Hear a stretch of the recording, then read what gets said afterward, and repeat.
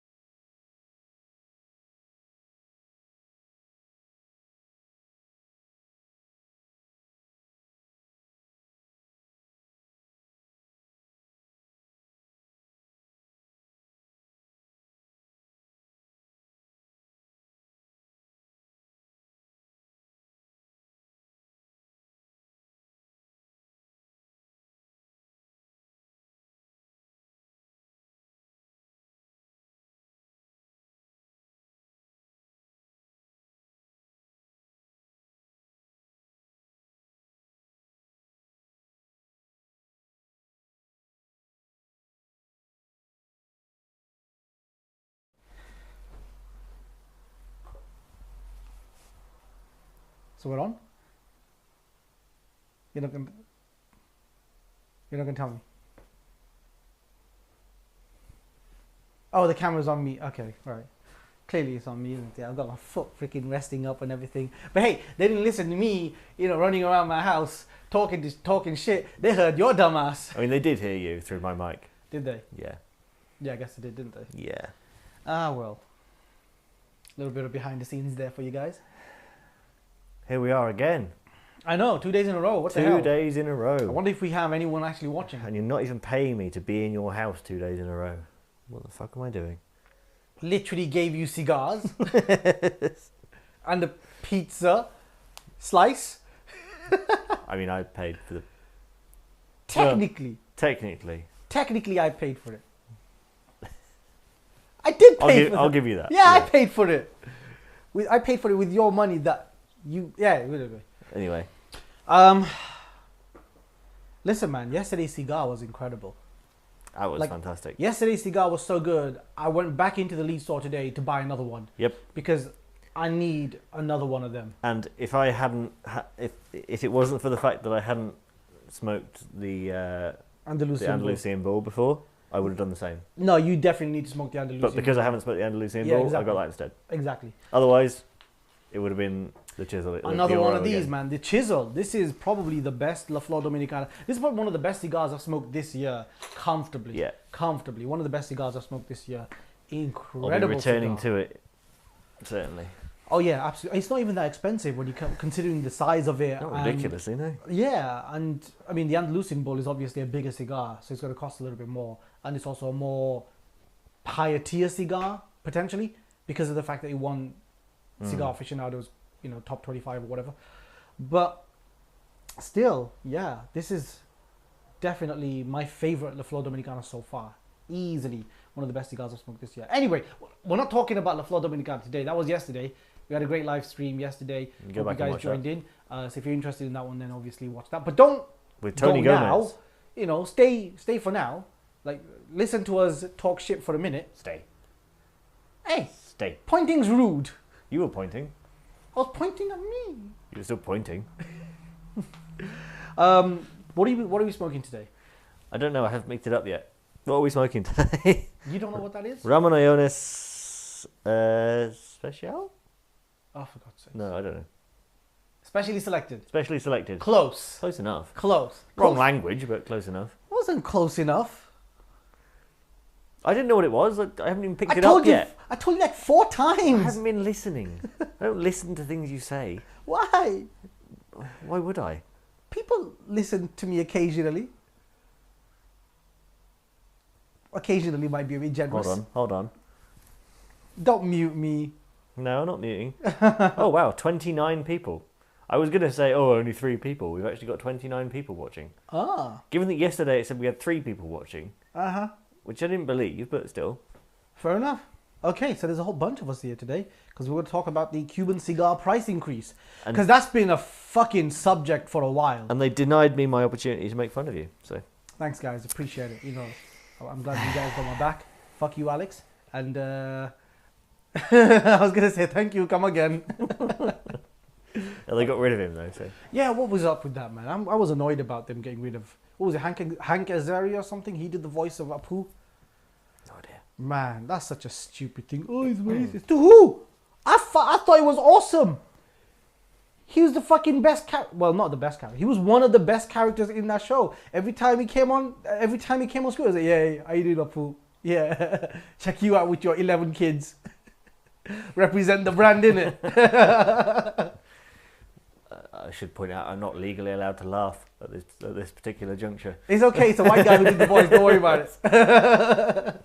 White guy did the voice. Brown character. That makes it fine. Exactly. Yeah.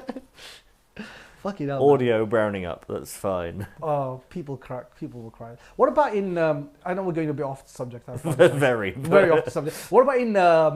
What's it called? That gadget. Number 5. Oh, what's it? That movie.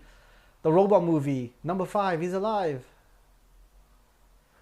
Oh. Do you know what I'm talking about? And there's an Indian guy in there. But that Indian guy was a white dude. Yeah, no, he was a very white dude. He's a white... I had no idea. What was the film called? My whole life. I was, like, from a young age, I was watching that thinking, oh, that's definitely a brown dude. I wonder what his name is. Oh, he's a white dude. Andre, what was the film called? Come on. Anyway, listen, let's skip that. Let's get on to the subject at hand before we go from 29 users to 4 users. 4 viewers. I'm already being called out. Let's have a chat about Cuban cigars with the guy who doesn't recognise an RASS. Fair point. I hadn't even picked the thing up. Oh, no, that's a good point. Anyway, let's talk about Habanos. And what they've... I actually reached out to Habanos recently. Hey, put your phone away, man. We're going to look at comments later. Fine. I actually reached out to Habanos. I was talking to them about a couple of things. And I think there was a hotel explosion or something in Cuba, which was quite... Yeah, a horrible thing that happened. And I was talking to them about that. And, fortunately, I don't think anyone that... she knows was hurt, but obviously I think a lot of people were hurt in the hotel. But she was fine. People from Habanos and everyone were fine. And, yeah, terrible thing happened there. That was awful. Yeah, I thought, fucking hell. And then we were talking about things, and then coincidentally, after we talked, I think a day or 2 later, the price increase happened. I was like, I was just talking to you. Where was this info? I was just talking to you a minute ago. And the price increase comes out, and at the time I think it was just, there were some, maybe not rumors, but people were kind of just, there was speculating, there was a little bit of speculation going on, but also people were writing articles based on leaked information. So because it was leaked information, someone could argue that it's not 100% reliable. But generally speaking, when someone like Half Wheel or Cigar Journal or something like that posts something up, it's probably going to be right. Because, otherwise, we wouldn't be on Cigar Journal, right?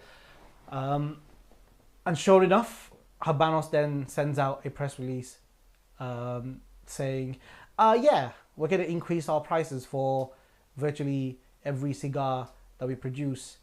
And the way that they pitched it was, we're going to have international pricing, and we're going to have like a level playing field for everyone, and there's no complication, and we're going to try and like meet demand more effectively. And they put all that marketing speech in there, and I was like, oh, for fuck's sake, just tell me what the price of the Trinidads are going to be. Just tell me what it's going to be. I just want to smoke a Media Luna and not have to look at my wallet every freaking 3 seconds. Like, what the hell's going on, man? And then, yeah, the news came out. Cohiba and Trinidad. Like Cohiba, they can take all of them, man. They can take every Cohiba and put the price up to like whatever the fuck. I don't give a damn, okay? Someone's gonna smoke them, it's not gonna be me. I'm not that interested in Cohiba. But then I went into the Leeds cigar store, £38 for a Media Luna. That's a short is this small? What the fuck? What was it before? When they first came out, they were like £18 or something. Right. 18 quid for a cigar. Amazing cigar. Yeah. I love that cigar. From the minute it came out, I smoked one and I was like, okay, I don't care about the Vihir anymore. This is the one. And then it went up to about 20 quid. And I was like, still okay. You know, still okay. And then it kind of started, it kept going up. I was like, whoa. What's going on here? You know, £25 for a short Robusto. I mean, I'll pay it. But now I'm having to like think about it. Now it's either like a short Robusto or like a Monty No. 2. Because it was getting to that stage. And at £38 is kind of like, yeah, no thanks. Like, honestly, I don't want to buy the Trinidads anymore. Especially when you can get that Oro for, what was it, 27? 23 or something? 23, 24? I can't remember. No, 27. Yeah, 27. Yeah. It's £10 cheaper than a Trinidad Media Luna. Which is excellent, but, I mean, it's not all about size to price ratio, but no, the come quality. on. But the quality of this... Listen, there's no...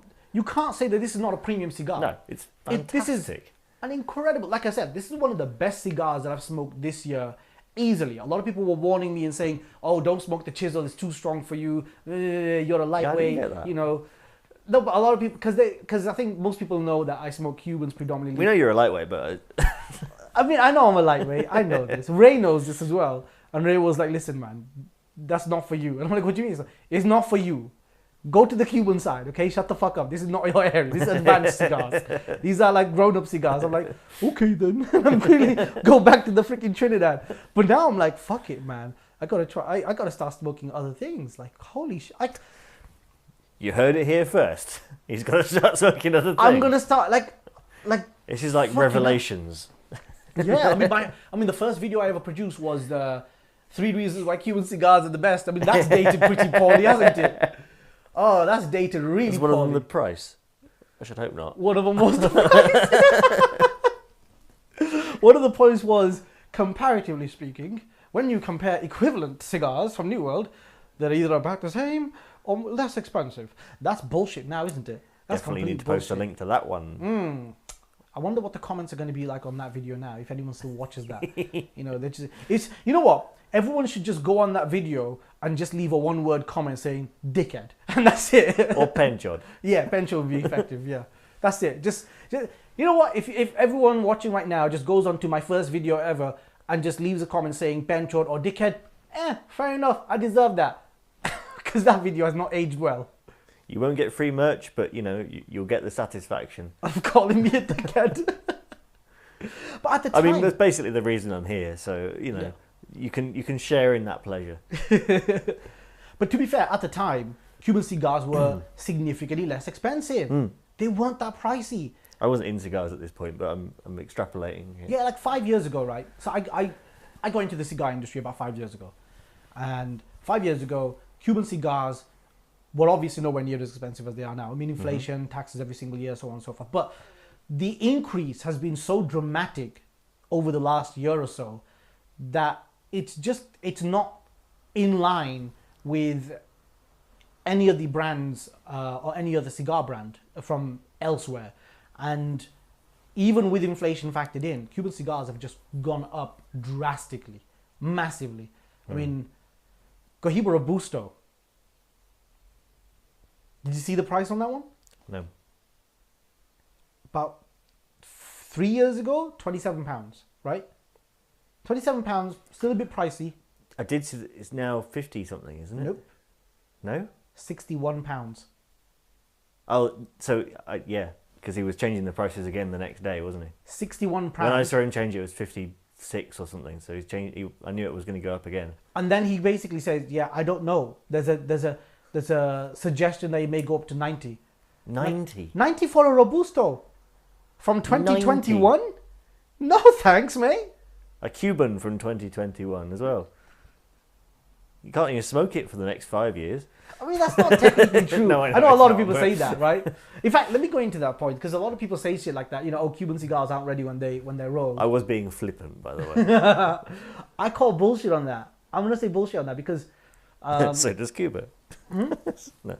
Yeah, obviously Cuba says that as well. Of course they are. I think that cigars, Cuban cigars, 2021, comfortable smokes. Easy, ready. And I don't think there's any 2022 stock anywhere anyway. So most cigars that you purchase from a store or online, they're going to be 2021. Right. Basically, every single box in the store, in our local store, is either 2021 or older. Mm-hmm. Right? These are from 2019. So these have had like a good 2 or 3 years worth of age on them already. Speaking of, and lighting mine. These have been smoking incredibly well. Oh yeah, let's light up, man. Because I want to smoke mine. Yes. Not just talk about it. So, because we are talking about Cuban cigars, obviously it'd be appropriate for us to smoke a Cuban cigar. And the cigar that we're smoking today, just in case you're joining us now, is the Habanos specially selected. This is a Robusto cigar, 4/7/8 of an inch long, ring gauge of 50. Box year was 2019. This is the most description of a cigar I've ever given on a live stream. On a live stream. It's like I'm doing a review. Oh, you're getting best of both worlds here. But I'm getting a cigar. But check this out, right? I go into the store and Ray hates these, right? I don't know why. Does he? Yeah, he fucking hates these. I don't know why. But he does, right? So I go into the store. He doesn't have any of these in stock. So I'm like, Ray, what's going on, man? Can you get like some specially selected in? No, fuck off, dickhead. Like, damn, that's a harsh response, man. I thought I was a customer. Which he wouldn't say to actual customers. No, he's a friend. He's a friend. He's a friend. Says, no, fuck off, dickhead. I'm like, okay then. And I just quietly bought my freaking Juan Lopez and went upstairs, right? And I just stayed quiet for the rest of the evening. And then I come back like 2 days later. I came back like 3 or 4 days later. And they were there. And I was like, so you got them anyway. So the abuse was just just regular abuse. Pretty much. Yeah. Hey, I can get on board with that. Yeah, I can get on board with that as well. And then he got them in. And then he shows me the box. They're all excited, like, check this out. And I'm like, wait a minute. Like, these are from 2019. I didn't even know they still had these. So yeah, that's what we're smoking. And just to piss everyone off, I am using a Zippo to light my cigar. So if you're squeamish, then look away now. And I used a 2-pound lighter. Yeah. And probably a 2-pound cutter as well. Maybe 15 at the absolute push, depending on where you buy it from. Also, my chair's squeaky and it's making Is your me chair self-conscious. Yeah. It's not my joints, people. I'm not that old. Millimeters.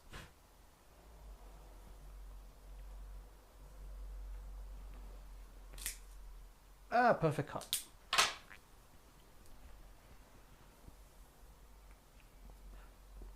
That's a good start to a cigar. Oh, that is excellent. I've been smoking a whole bunch of these, right? Because I'm just going through the box over there in the store, and these, every single one has been fucking amazing, like just brilliant. And yeah, I'm enjoying the hell out of them. I mean, it's a shame that the price has gone up, but on the Habanos, the price hasn't gone up massively. It's gone up by about maybe 20% or something. And I think that's what Habanos was saying anyway. So the majority of lines, they're going to increase by about 20%. I mean, it's a bit of a kick in the shin, but it's still within range to some extent. However, the problem is that the cigar prices have gone up just enough that you can start looking at other lines from elsewhere and think, wait, is it worth me getting X cigar from Nicaragua or Y cigar from the Dominican Republic instead of getting a Robusto? And that's the issue there. Throw it away, man. We're going to look at the comments later. I was just checking they weren't telling us that it was all, that the sound was shit or anything. That's all. We checked the sound. I know. Yeah, Just double checking. So that's basically the main gist at the moment, isn't it? Mm. But anyway, let's run through exactly what's happened. So Habanos are doing international pricing, and they're effectively creating a level playing field for prices everywhere, which in theory would have been fine, except they picked the most expensive market in the world as a reference point, highest common denominator, to determine the price of everywhere, and that was Hong Kong. The argument is that basically, because the price of cigars in Hong Kong is so high, what people did was, in China, whenever they used to travel or they used to send people around to all the stores around Europe and just buy everything, right? They just used to buy all the cigars, buy whatever they could, because the price difference was so significant. If a Cohiba cost about £80 in Hong Kong, it would cost somewhere in the region of about 20 euros in Europe. So there was a big gap. Yeah. Something along them lines. I don't know the exact numbers there, so don't quote me on that point. But that's a big gap, yeah. Massive gap. And because of that, a lot of people in China were just buying cigars from Europe. And you know, you'd see this quite often as well, because whenever I go to a cigar store, you'd have like someone, you'd have a gentleman from China who'd basically just come in and buy a whole heap of whiskey and cigars, and they'd spend literally thousands and thousands in one shop just trying to take as much as they possibly can. And then immediately leave. Which is great for the store. Yeah. You know, there's nothing wrong with that. I think that that's brilliant in regards to... I mean, they're obviously allowed to do that. There's absolutely nothing wrong with that. Yeah. And I don't have a problem with that either. The issue was that it meant that stock levels in Europe, in many areas or in many stores, just wasn't... Plummeted, yeah. Yeah, it just plummeted. It just didn't have the level of cigars or the number of cigars. And like, for example, Kidose, right? Virtually can't find it anywhere in most European places. Yep. Most Cohiba cigars are not anywhere in Europe. Most Trinidad cigars are not anywhere in Europe. And so many cigars are not available to buy in many places in Europe. So you have a situation where you have an increase of demand, but you don't have the supply. And it's not like Cuba can produce more cigars, because they can't, right? It's a small island. What are they going to do? Yeah, geography. Yeah. Vertical farming. Yeah. Your terroir is metal. Would they do that? No, they're not. They wouldn't do stuff like that. That would take effort. It probably wouldn't be good either in terms of taste. Yeah. Not that I know anything about gardening. I mean farming. Same thing. Just bigger. Yeah. But now we have a situation where, we had a situation where we had very little supply because everything was being bought up very quickly and lots of demand. So Habanos' fucking solution to this is, let's put the price up everywhere. Yay! Let's make everything expensive everywhere. And maybe that will help ease off some of the supply and demand issues. Which technically makes sense, right? Technically. I'll tell you why. In the wine industry, for example, right? This is a comparison that someone made. In the wine industry, when you had auctions in Hong Kong and the price of a bottle went to something stupid, overnight, the price in Europe would increase massively. Yep. Because you have a clear indicator of what someone's willing to pay, which determines what the price should be. If the price is too low on one side, they need to increase the price. Yep. So technically, that's correct. That's just economics, right? Yep. You've got a greater supply, you've got a greater demand, but low supply, you push the price up. Yep. That's basically what you do. Yeah. Well, we can end the live stream there, I guess. Yep. Done. But that also, it's technically not that, though, is it? Because Hong Kong's price is not exactly why, like, it's not like they're not priced that way because it's what the price is. They're priced that way for a lot of different factors. Yeah.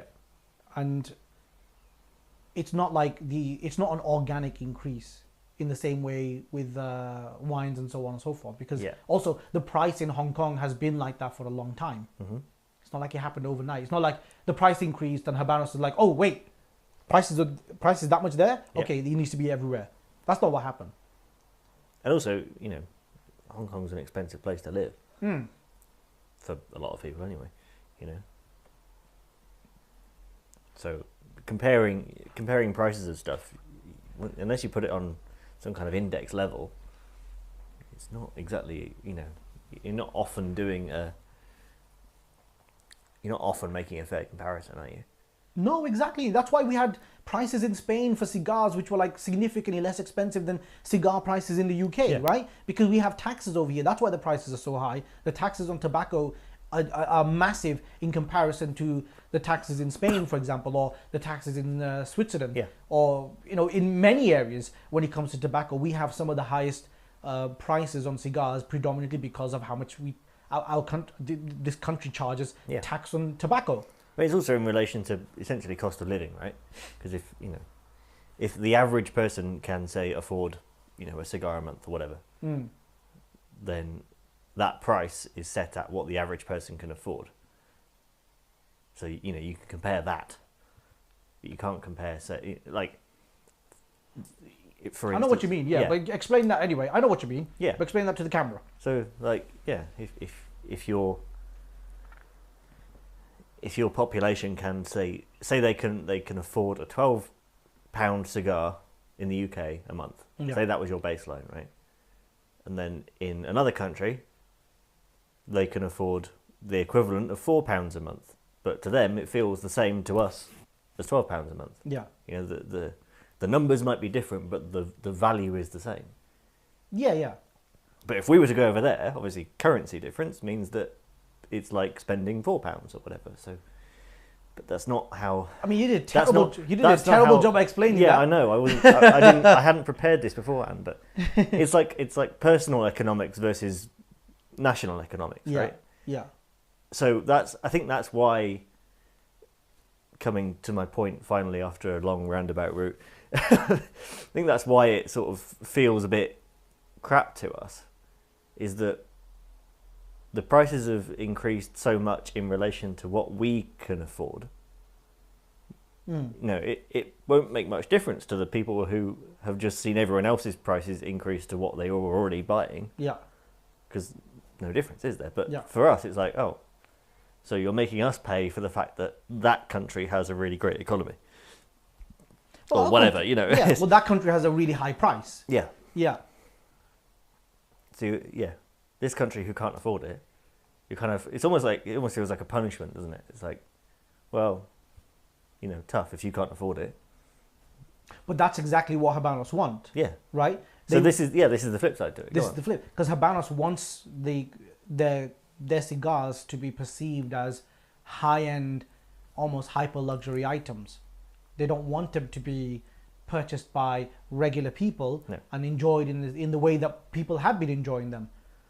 They want to perceive Cohiba, for example, as a high-end luxury cigar, which is only which can only be afforded by regular people at rare occasions, and extremely wealthy people casually. Yeah, that's what they want, right? Same with Trinidad. So they've done that with Trinidad because these are they were the two ambassador brands, right? Cohiba used to be, and then Trinidad became that, and then they kind of just made it into a regular line production. But they want to change that from like a regular line cigar, and they want to turn it into like a premium high-end type brand. But I don't think that works. I don't think that works because the cigar isn't any better. No. It's the same cigar. Especially because there's precedent, right? Yeah. There's precedent for this kind of, for want of a better word, marketing. Or, pricing. Because, has your cigar gone out already? My cigar has gone out already. Because I haven't puffed on it in a while, that's why. That's my fault, man. That's the first time it's gone out on a live stream. I need to show them you relighting this, because otherwise it doesn't happen. But yeah, there's precedent for people basically saying, okay, if we price something higher, people will think it's more luxury, and therefore I can't think of any examples right now. They've all gone from my head. What was the example you mentioned last time? think I made that one up as a hypothetical. But. Oh, did you? No, you actually gave a brand as well. You explained the brand. I remember you mentioning a brand. Well, either way, once I remember them, there are definite examples of where, and it's an easy thought experiment to do yourself. Like if you're browsing Amazon, say, and you say you're looking for a cheap cigar cutter, right? One like this. I think they're called Great Bear or something is the cheapest one you can get, isn't it? Yeah, something like that. Right? No, what was the V-Way? Well, whatever it is, right? V-Way and Job On. Right, there you go. So you've got a V-Way and a Job On for $7.99. And then you've got the Great Bear for £15. Like near enough double the price. Yeah. So you're looking at these three options. Two are really cheap with Chinese names. Yeah. And the last one is nearly twice the price. I mean, the pictures look pretty similar, but you think, oh, okay, well, the cheap ones must just be like a cheap copy of this other one. Yeah. So you think, okay. You might not, but you would probably gravitate. There's a good chance you might think, okay, well, I'm not exactly splashing out here, but I'll make the extra little investment and get the more expensive one. Yeah. And then it arrives, and if you'd actually bought all three, you would realise they're probably exactly the same, made in the same factory. But because it was more expensive and had perhaps slightly different naming, or had a name attached to it, even, you think, oh right, well, it must be more premium. And it's complete psychology. There's no actual substance to it whatsoever. But this happens in a lot of industries. When you increase your prices, perception changes as well of it. Yeah. So, but it works better, or at least so I've seen, in products that you didn't already know about. Because if you've got a company that raises their prices, then to try and do that. Yeah. That way you're thinking, oh, well, I bought that before at, price X, and now it's price Y. I'm like, oh, right. Shit, they're just increasing their prices on me. Yeah. Whereas if it's something you're coming to new, then you're thinking, okay, you have no reference point. You've got no jumping off point as to what a price should be. But this isn't like that. This is a company who already had prices. But it will be like that in long term. For some people, yeah. But in long term, it will be like that, right? Because maybe they're playing the long game. 5 years' time, people will forget that this happened. People will forget, and they will Not the British. We never forget. Price increases? No. Damn you forever. But 5 years' time, people will have forgotten that this ever even happened, because in their mind it will be ingrained that Cohiba is X. It's the premium, expensive, most whatever. Most people can't buy them. That's the brand. They're gonna think the same about Trinidad. Yeah. And because general line of Cuban cigars have also increased, they're also going to assume that about the rest of the cigars from Cuba. Yep. So the perception is going to be there. And because the flavor profile is noticeably different in comparison to a lot of New World cigars, people are going to think, oh, these are better. The price makes sense. So long term, potentially quite a smart move from a business standpoint. Because they're different, right? The different doesn't necessarily mean better or worse, but if it's different and it costs more, then inherently you're going to think, oh, it's better. I mean, the key word is potentially. Yeah. Because... But it's very likely to happen. I mean, think about it, right? 5 years' time, people are going to forget that this happened, and it's just going to be ingrained in like the cigar culture, in the cigar industry. Cuban cigars are premium. See, yeah, I get where you're coming from. Yeah. Right now... See, and if you'd said this 10 years ago, I would probably be more inclined to agree.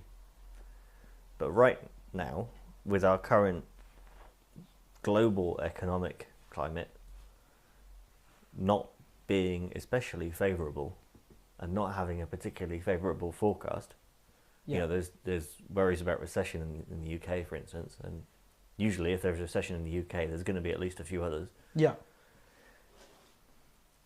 So, yeah, with that happening, I wonder if it is, at least in terms of timing, I wonder if it is going to pay off for them. If their market switches over to Asia, maybe it will. Here's the thing, though. But Asia's also linked into us financially. Like, it's not like it's not like we all live in microcosms. Well, we were speaking about this before, right? In terms of the market share and where things are. So Habanos said sales volume. So first thing is they sent a press release out saying that they made 15% more in terms of revenue. Yeah. I don't know how much that is profit, but 15% more in terms of revenue, 568 million from 2021 to 2022. Great, you made more money.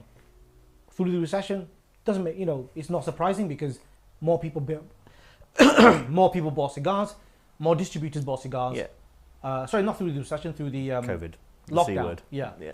Through the lockdown, more people were buying cigars. So there's a knock-on effect, right? I mean, they're not going to immediately see that change in 2020, but they're going to see in 2021, potentially 2022 as well, because people are still buying 2021 stock. Yeah. So that was going to happen. Next year, chances are there's going to be another increase in revenue, and they're going to say, oh, the price increase was successful. Probably not. It's going to take about 2 years before we can actually see whether the price increase is successful or not. But next year, they're going to say, yes, the price increase was successful because of the fact that sales for this year are kind of, because they're on a delay, right? They sell to the distributor before the distributor sell to us, so they're on a delay there. But in terms of market, the distributor sells to stores. Exactly. I can't talk today. So there's quite a significant delay. Sells to stores as well. So there's quite a significant delay between when Habanos sell their cigars to how much. Yeah. So it's staggered. And also the market segment. Wow, you actually covered your mic. I know, I did. Probably made more noise in grabbing it. Did I cough? But how about now? Is that better? So, the market segment. We think that China is a massive player in the cigar industry. And you know what? As a country, yes, they are. But they're still relatively small in the grand scheme of things in terms of where the market is. Because as of right now, China holds approximately, China's second place in the world, which would seem, oh, China's massive. They have a huge place in the cigar industry. They're second, they're growing as well. Spain is still number one at the moment. China's second, and then you have Switzerland, France, and Switzerland, France. I can't remember in what order, but that's kind of like the top four, top five of countries. But China's population is 1.8 billion. Europe's population is 445 million. Europe, the segment or the market share that Europe holds when it comes to Habanos cigars is 59%. With 445 million as a population. 59% is Europe. Europe is still by far the biggest consumer of Cuban cigars. Massive, massive difference. The whole of Asia Pacific is 16%. The whole of Asia, including China, is 16%. So, in terms of if you look at it from a country by country basis, yeah, fair enough. China is a huge consumer of cigars. But if you compare it in a more reasonable fashion, where you're comparing the continent of Europe, which has significantly lower population in comparison to China, then you start to see what the big picture is. And but before you carry on, go on. do those numbers take into account the personal buyers in Asia who are coming to Europe and buying cigars for the Asian market? We don't know. I'd imagine they probably don't, because that's a very hard thing to track. Yeah, it's very difficult to track, what kind of customers bought your cigar, right? So if possible, we need to actually compare that to cigar consumption, or the end.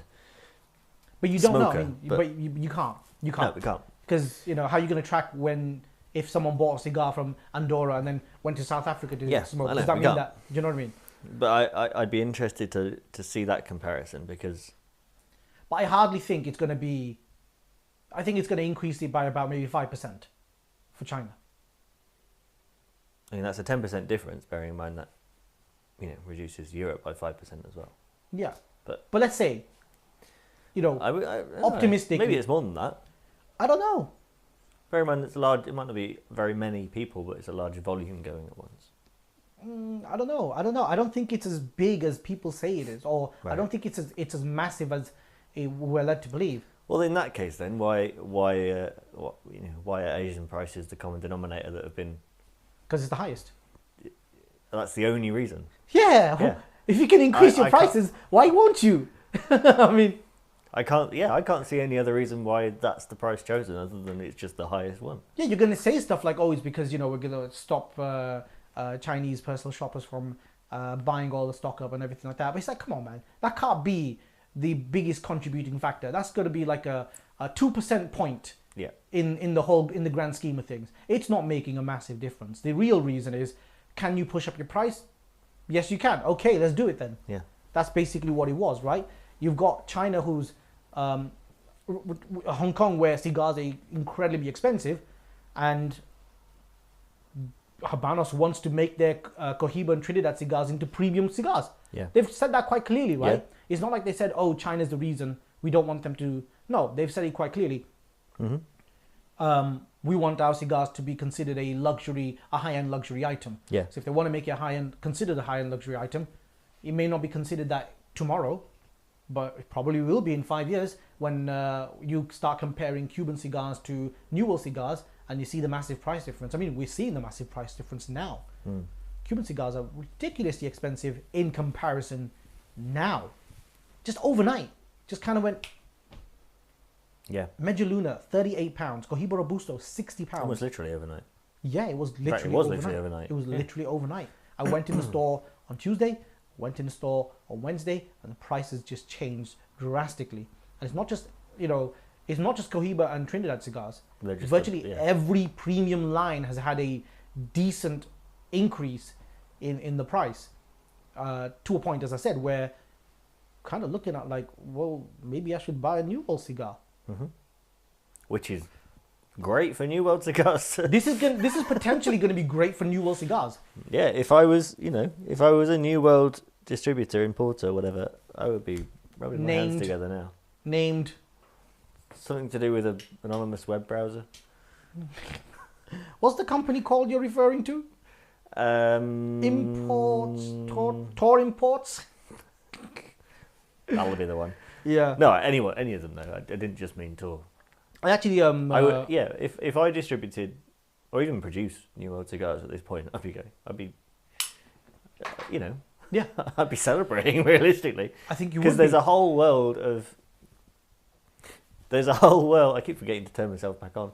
There's a whole world of New World cigars, as we've discussed previously, and we don't need to go into again really, but there's a lot of different tastes out there, so it might, if it persuades some people to try something I don't want to say make the switch because it's not binary, but if it persuades some people to sort of jump into that world a little bit, and for every one of those there's a potential for them to get hooked on them instead of their old Cubans. Yeah. You can't really go wrong. But this is the time that's going to happen. Yeah. This is exactly the time. Because I was speaking to someone, Tor Imports, and they're like, yeah, this is great news for us. Yeah. This is brilliant news for us. I was actually speaking to someone from Davidoff just today, and he was like, this is great news for us. And Davidoff aren't cheap either. No, Davidoff isn't cheap. But now even Davidoff are starting to look cheap. And I asked him, I was like, are you going to increase your prices? He goes, hell no. No. We are definitely not increasing our prices. This is a brilliant place for us to capitalize because Davidoff is already a high-end brand. Mm-hmm. They're already an importer. They don't need to, yeah. Yeah, they're already a massive company in the industry. They're already an importer of multiple brands and cigars, right? They've already got the brand recognition. They're already considered a premium cigar line. Doesn't matter, where they're from. Some people are like, oh, I only smoke Cubans. Who gives a shit? Even people who only smoke Cuban cigars will look at Davidoff and know that, okay, that is a premium line. That's a premium cigar brand. Because they've got that history, they've got that longevity, and they were Cuban cigars. We'd still go for a Cuban Davidoff, though, let's be fair. We'd still go for a Cuban Davidoff, though, let's be fair. Not according to Ray. Ray said he'll go for a Dunhill. Really? Yeah. Oh. Anyway, different point. So we would. I would. I mean, I was speaking to this person at Davidoff, and he was like, yeah, no, this is great news for us. Because currently in the UK, because the UK has a really good market for New World cigars. We have... I'm not surprised. A massive selection of New World cigars. And we also have a very healthy customer base for New World cigars. And that's why we have multiple New World cigar importers in the country. Even Cigars themselves import Yeah. New World Cigars directly, right? So they've Which got I definitely didn't just learn yesterday on the live stream. So Cigars import, Havana House have their own importer, Brightleaf, Tor import. You've got multiple New World cigar brand importers, right? And we have a percentage split which is getting close to 50%. Yep. It's getting very close to 50%. I don't quite know exactly how much it is nationwide, but I know from a retailer that particular retailer has a split of about 60-40. Yep. 60 Cubans, 40% New Worlds. Yep. Now, with this price increase, I think that's going to change. And that's by volume, isn't it? By sales, not by Yeah. price. Yeah. Revenue, yeah. See, this is the thing. So I'd imagine we're basically saying that this price increase could very easily lead to a decline of sales of Cuban cigars. Yeah. I mean, it certainly puts me off. So all we can watch for really is whether or not the increased revenue per stick outweighs the lower sales numbers. And that's the gamble they're taking. Which in theory should work if it's 20%-ish. But then this is something we were talking about, right? Yeah. But like, do you think they did the economic maths behind it? Do you think someone sat down and had a look at it from a game theory perspective and be like, okay, if we increase rate, and can I imagine a bunch of economists in Cuba presenting PowerPoints to people? I mean, I can imagine it. I'm gonna say they had to have. Come on. And they have to have something, yeah. They had to have done something. It's not just like someone decided, oh, right, yeah, let's do this. How much is it in Hong Kong? It's that much? Let's do it everywhere. Yeah, but with a different accent. Yeah, not with my accent, yeah. And definitely not in English. No. But, yeah, so, I wouldn't assume that no thought's been put into it, but I don't know. I can't get over the feeling that it still seems a bit It's a bit of a dick move, odd. but you know what? Yeah. Straight up, it's a dick move. To us. Yeah, to us. Yeah. Well, to anyone who's paying money, but who cares? To anyone except Hong Kong. Well, in fact, not even that, because they were getting them from here. So to anyone who's paying money, basically, right? Yeah. Who cares? If you don't care because you've got too much money, then that's fine. You know, you're in a good position and you can afford to not think about the increases and just continue as you are. Brilliant. And for you, I guess it's better because potentially you have more stock available because people are less likely to buy those Cohibas and Trinidads. Yeah. So you potentially have more access to the cigars that you love. So on that basis, yeah. You being the rich people, not me personally. Yeah. But for most people, kind of in our boat, this isn't great news because now the cigars that we learned to kind of love and the cigars that we enjoyed, a lot of them are no longer in range at a comfortable degree. And as if you're regularly smoking New Worlds, it's potentially means a decline in stock of those. A decline in stock of those potentially means a price increase just because they need to meet demand. Which is probably going to happen. I wouldn't be surprised. There's going to be a knock-on effect. I mean, we've seen New World cigars increase in price over the last few years. Anyway, the Andalusian Bull used to be £27. It's now 37. And they're obviously not going to do that yet, but yeah. But if demand for Cuban cigars decreases, then and demand for New Worlds increases. No, but I think that it's inherent though. If demand for Cuban cigars decreases, it's extremely likely that the demand for New World cigars is going to increase. Yeah, I would imagine the net demand will probably remain about the same. Yeah. Except for the few diehards that will only smoke a Cuban. I'll smoke less, but I'll smoke, more expensive ones. There will be some. Come on, there's got to be. Yeah. You would have been one before. I'll probably At continue. one point. No, I'll probably No, I wasn't. I never was. No. I smoked New World cigars. I mean, my second cigar was an Andalusian Bull. Yeah, that's true. Okay. The second cigar I ever smoked was an Andalusian Bull. So I've been interested in New World cigars for a long, long time. I just find that Cuban cigars tend, in most cases, they just kind of appeal to my palate a bit more. That's what it was. Yeah. It wasn't that, I think Cuban cigars... I know, I was mostly Yankee chain. I had to push this band up because I dropped the cigar. Of course you dropped the cigar. I didn't drop yours though. I cracked the wrapper a little bit, but I think I worked past the crack. It's fine now. I mean, it's a little bit messy, But it happens. Mine's burning really nicely, actually. Yeah, of course, because I didn't drop yours. That's why I was very selective in which one I gave you. Because I saw the little crack and I can't give that to Alex. I wouldn't have noticed until I picked it up. I wasn't looking. I know you I was wouldn't too have busy doing other I stuff. know, but I noticed it. I was I'm like, glad you have some of a conscience. I have a conscience. I just couldn't. I thought, let me give him the one I haven't dropped yet. Quick, take it. It's traditional. It's fine. If I haven't dropped it, I haven't broken it in. No, just broken it. There's no in about it. This is quite concerning from a cigar industry standpoint, purely because most cigars are probably going to increase in value. Yeah. Maybe not increase in value, increase in price. Yeah. That's probably a better word. Because as you say, the demand will just shift. I mean, some of that's going to happen anyway, because we're likely to hit some inflation soon.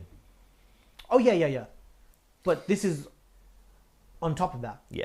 This is on top of that. Because whenever you artificially increase the price in one area, it kind of exactly affects multiple areas. Which is why it's a double, it's a win-win for New World importers. Well, New World sellers, producers. I don't think it is a win because in Europe anyway, in America, I don't think it's going to have much of an impact. In Europe, currently they've got the win of having the cheaper cigar, and therefore being an easy entry into that, into a potentially new brand of people. Sorry, where? In Europe. Sorry, say that again. In Europe, they've got one win because all the Cubans are going up in price. Yeah. So great, ours are now cheaper. And then they're going to get the second win because once demand increases, then they can also match the price with that. And they don't have to bring that down again. And also it means that bearing in mind price numbers are going to have to go up. I don't know if it's going to make that much of an impact. But bearing in mind price numbers are going to have to go up at some point anyway in terms of inflation. It gives you a way of doing that without people thinking you're just increasing the price. Actually, no, I take it back. I don't think the price of New World cigars in the UK are going to increase massively. Or in I don't think massively. No, I'll tell you why. Because we've got America. That's true. The Cuban cigar market will not affect the prices. That's very true, actually. In the US.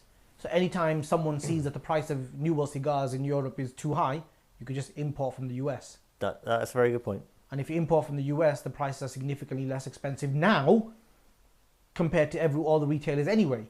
I still think the demand thing will rear ahead a little bit, but possibly. But yeah, I mean, the US would revolt, wouldn't they? So because the US has the majority of the. Well, exactly. Yeah, they've got 90% of the New World industry. They've got 9. Oh, of course they do. 90. Yeah. I kind of forgot it was that high. Yeah, most cigars in the world are consumed in the US. Yeah, I know that's true actually. So Nicaragua sends 90%, possibly more. I could be wrong. I'm sure Andre will be able to confirm, but almost 90, maybe more.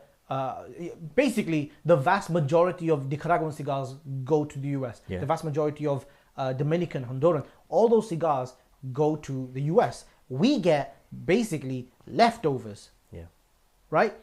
In the lockdown, Padron weren't even answering calls from Europe. They didn't give a fuck. They were just coughed because I inhaled my smoke from laughing. They didn't give a fuck. They were like, what? You got those cigars? Sucks to be you. Okay, where do we find? US market. They didn't give a fuck. Yeah.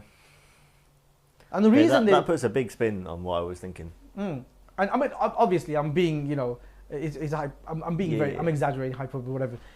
Obviously, Padron cares about or they say they care about the UK, the European market because they're obviously supplying. We are legally obliged to say. But they obviously care because they supply. But the stock levels were so low, they could only cater what they had for their biggest customer. So the biggest customer wanted something. Yeah. And everything just went there. That's not much else you can do, really, is it? They couldn't handle any more. They were already at low stock with everything in the US, so it's not like they're going to be able to supply anyone in Europe. Do you reckon New World producers have more ability to ramp up production? From what I've heard, I would say they do. Oh, absolutely. Absolutely. But is it worth it?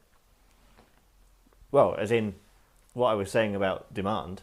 Oh, increasing. I see. As the demand increases. Yeah, rather than increasing the price, you can just increase the But production. you just have more. You just have different lines of cigars. So Yeah. the lines of cigars that have become popular now, they don't. No. So, as Anthony mentioned yesterday, they can't just turn on a tap No, of course. and start making more Andalusian bulls.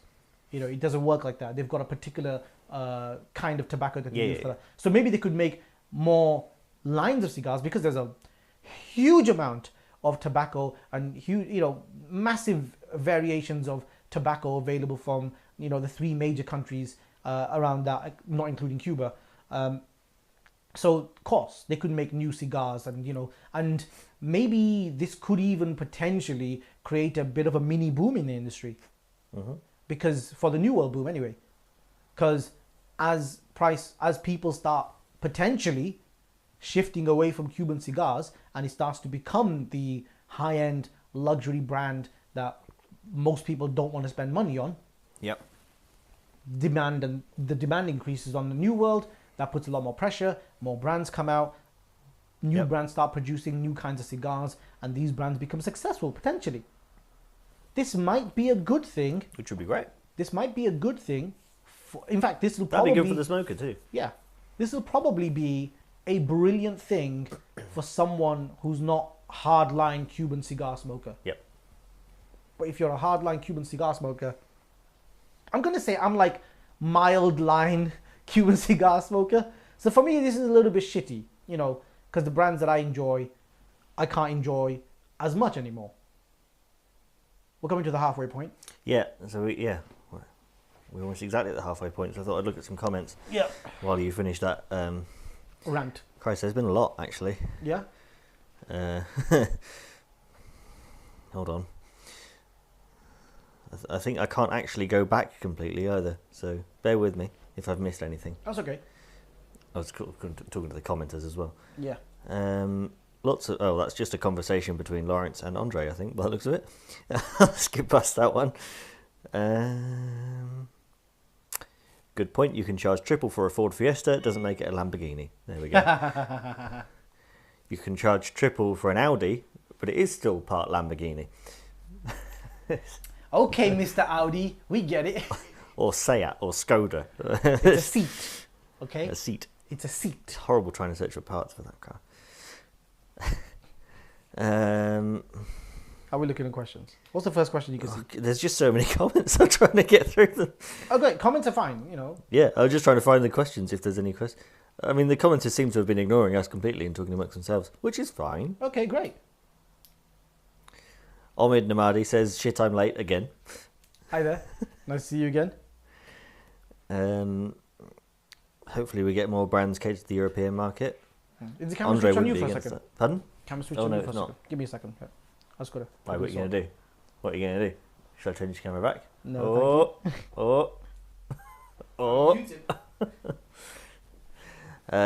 So,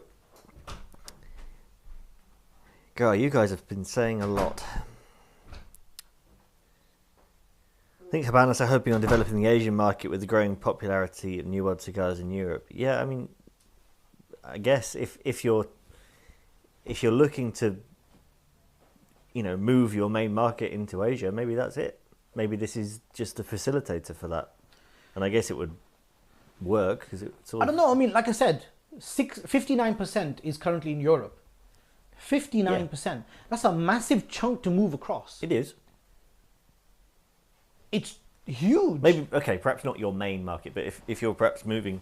I doubt. If you're wanting to have a larger maybe they're saying proportion. In the long term, because China's middle class is growing, right? At an exceptional rate. And the middle class population there and the upper class population, they want to try new things. They want to do the luxury thing and whatever, right? But this is something that we talked about, right? Yeah. The middle class and upper class market there, they're also quite fickle in terms of what they want and what they consider to be luxury. So if their interests no longer include Cuban cigars, this is a terrible move. Yep. Because if the demand in China drops slightly, and the demand in it's Europe, kind of an all eggs in one basket kind of situation, isn't it? Yeah. But I don't think that's what they're doing. No, but I think that does kind of have some there's a perception of that, but I think that there's probably some argument about that, because they must be looking at that. I think, you know. Andre just made a good point about China, which is what I was going to touch on after these questions, so we'll get to that. Lawrence actually asked, will you smoke fewer Cubans because of the price increase, Usman?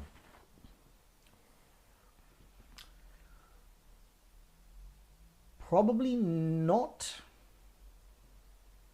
Actually, no, that's a lie. I just had to think about it, because when I went into the store today, I actually thought about, for the first time, I actually thought about not getting a Cuban cigar, and I only bought. This is the first time I went into a cigar store and only bought New World cigars. Yeah, I mean, I rarely buy Cubans anyway, and now it looks like I won't be.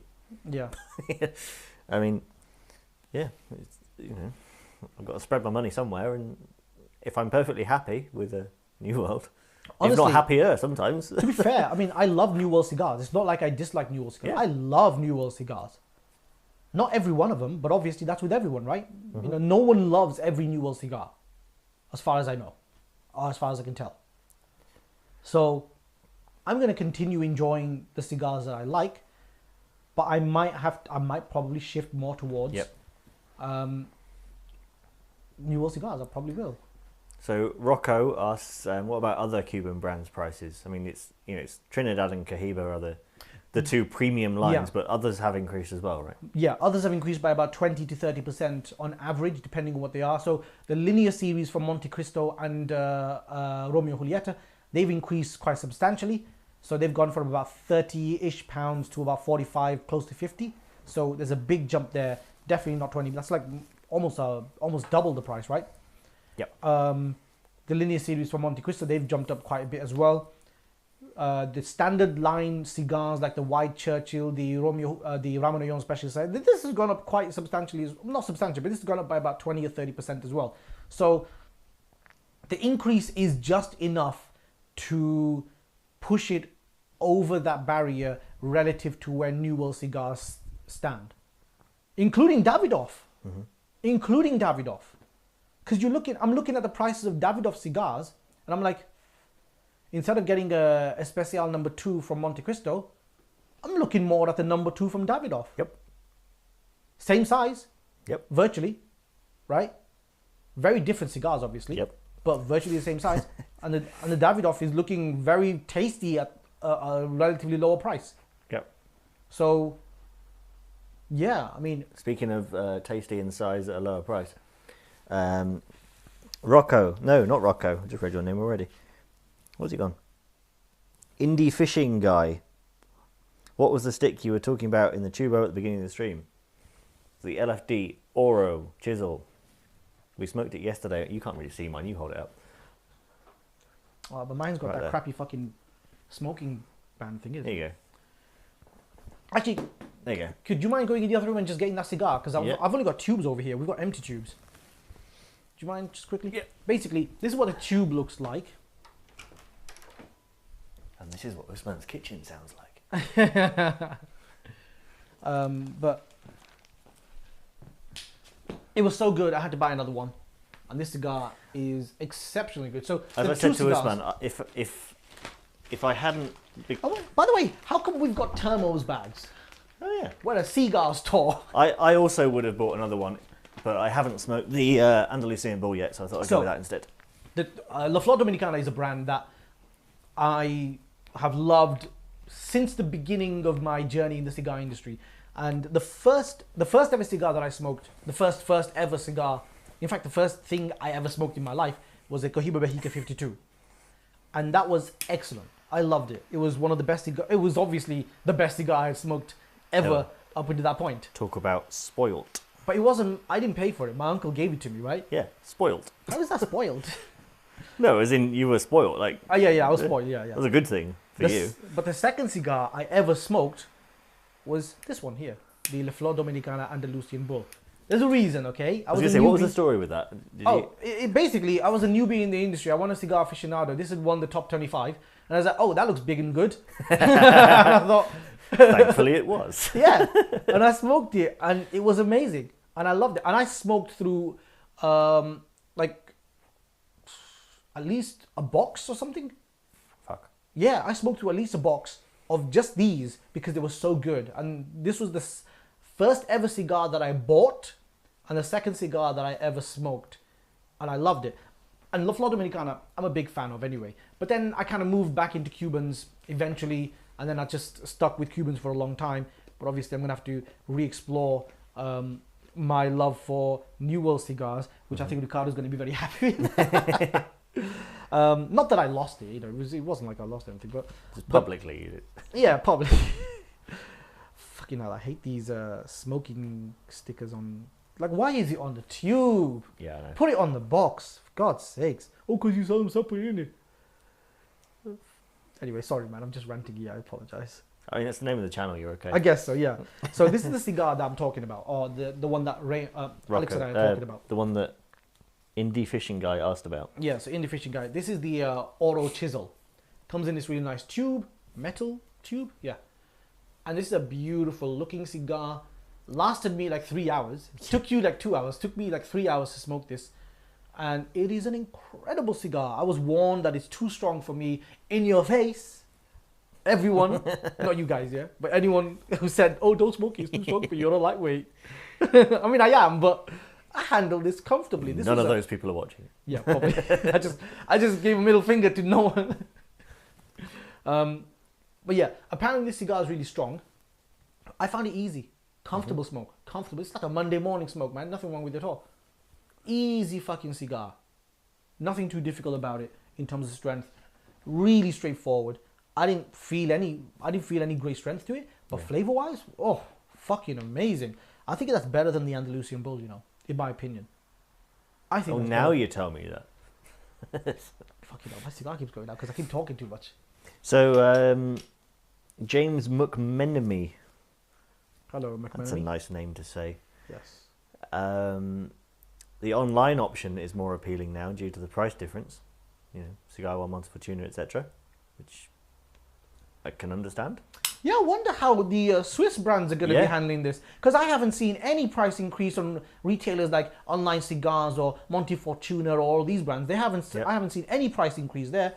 But then, to be fair, they've got no Cohibas and Trinidads in stock. I think. Yep. I could be wrong. They've got like those short freaking Puritos and those types of cigars in stock, but they're not really cigars. No. They're not. Desert cigars. Yeah. Travel in Thai, I mean, kind of echoing what we said, it's a horrible time to do this too, with the state of the markets and the recession incoming, you know. Yeah.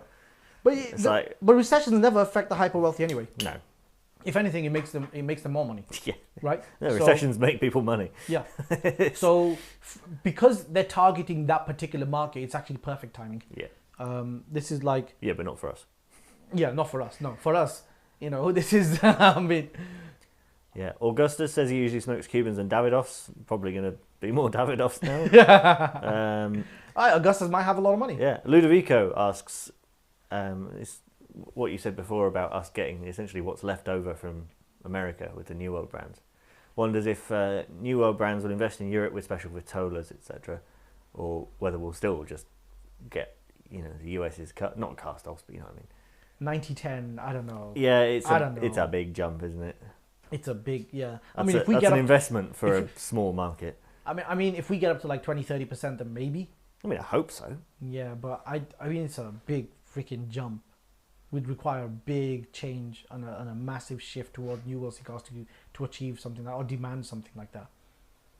So I don't think that's going to happen anytime soon, but it could happen. Yep. Could happen.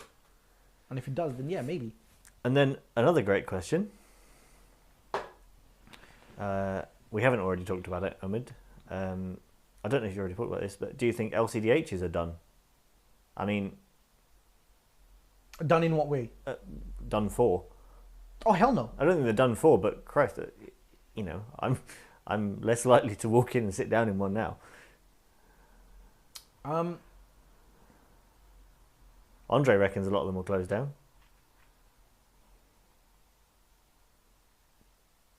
Oh, I thought you meant LCDH cigars. You No, mean stores. the LCDH Stores? stores? Yes. Yeah. Oh, they might have a problem. Yeah, I think so. I think they'll survive, but... Because they can't sell any non-Cuban cigars, right? They can't even put them next to them. Nope. So they have to sell exclusive Cuban cigars to become an LCDH.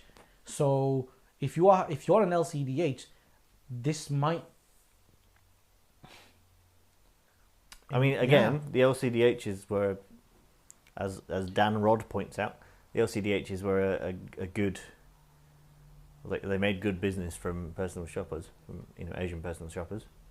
Fine, but will they now? I mean, so he said, I don't know where you are, Dan, but here at my LCDH, Chinese shoppers buy 25 to 50K's worth of cigar a month.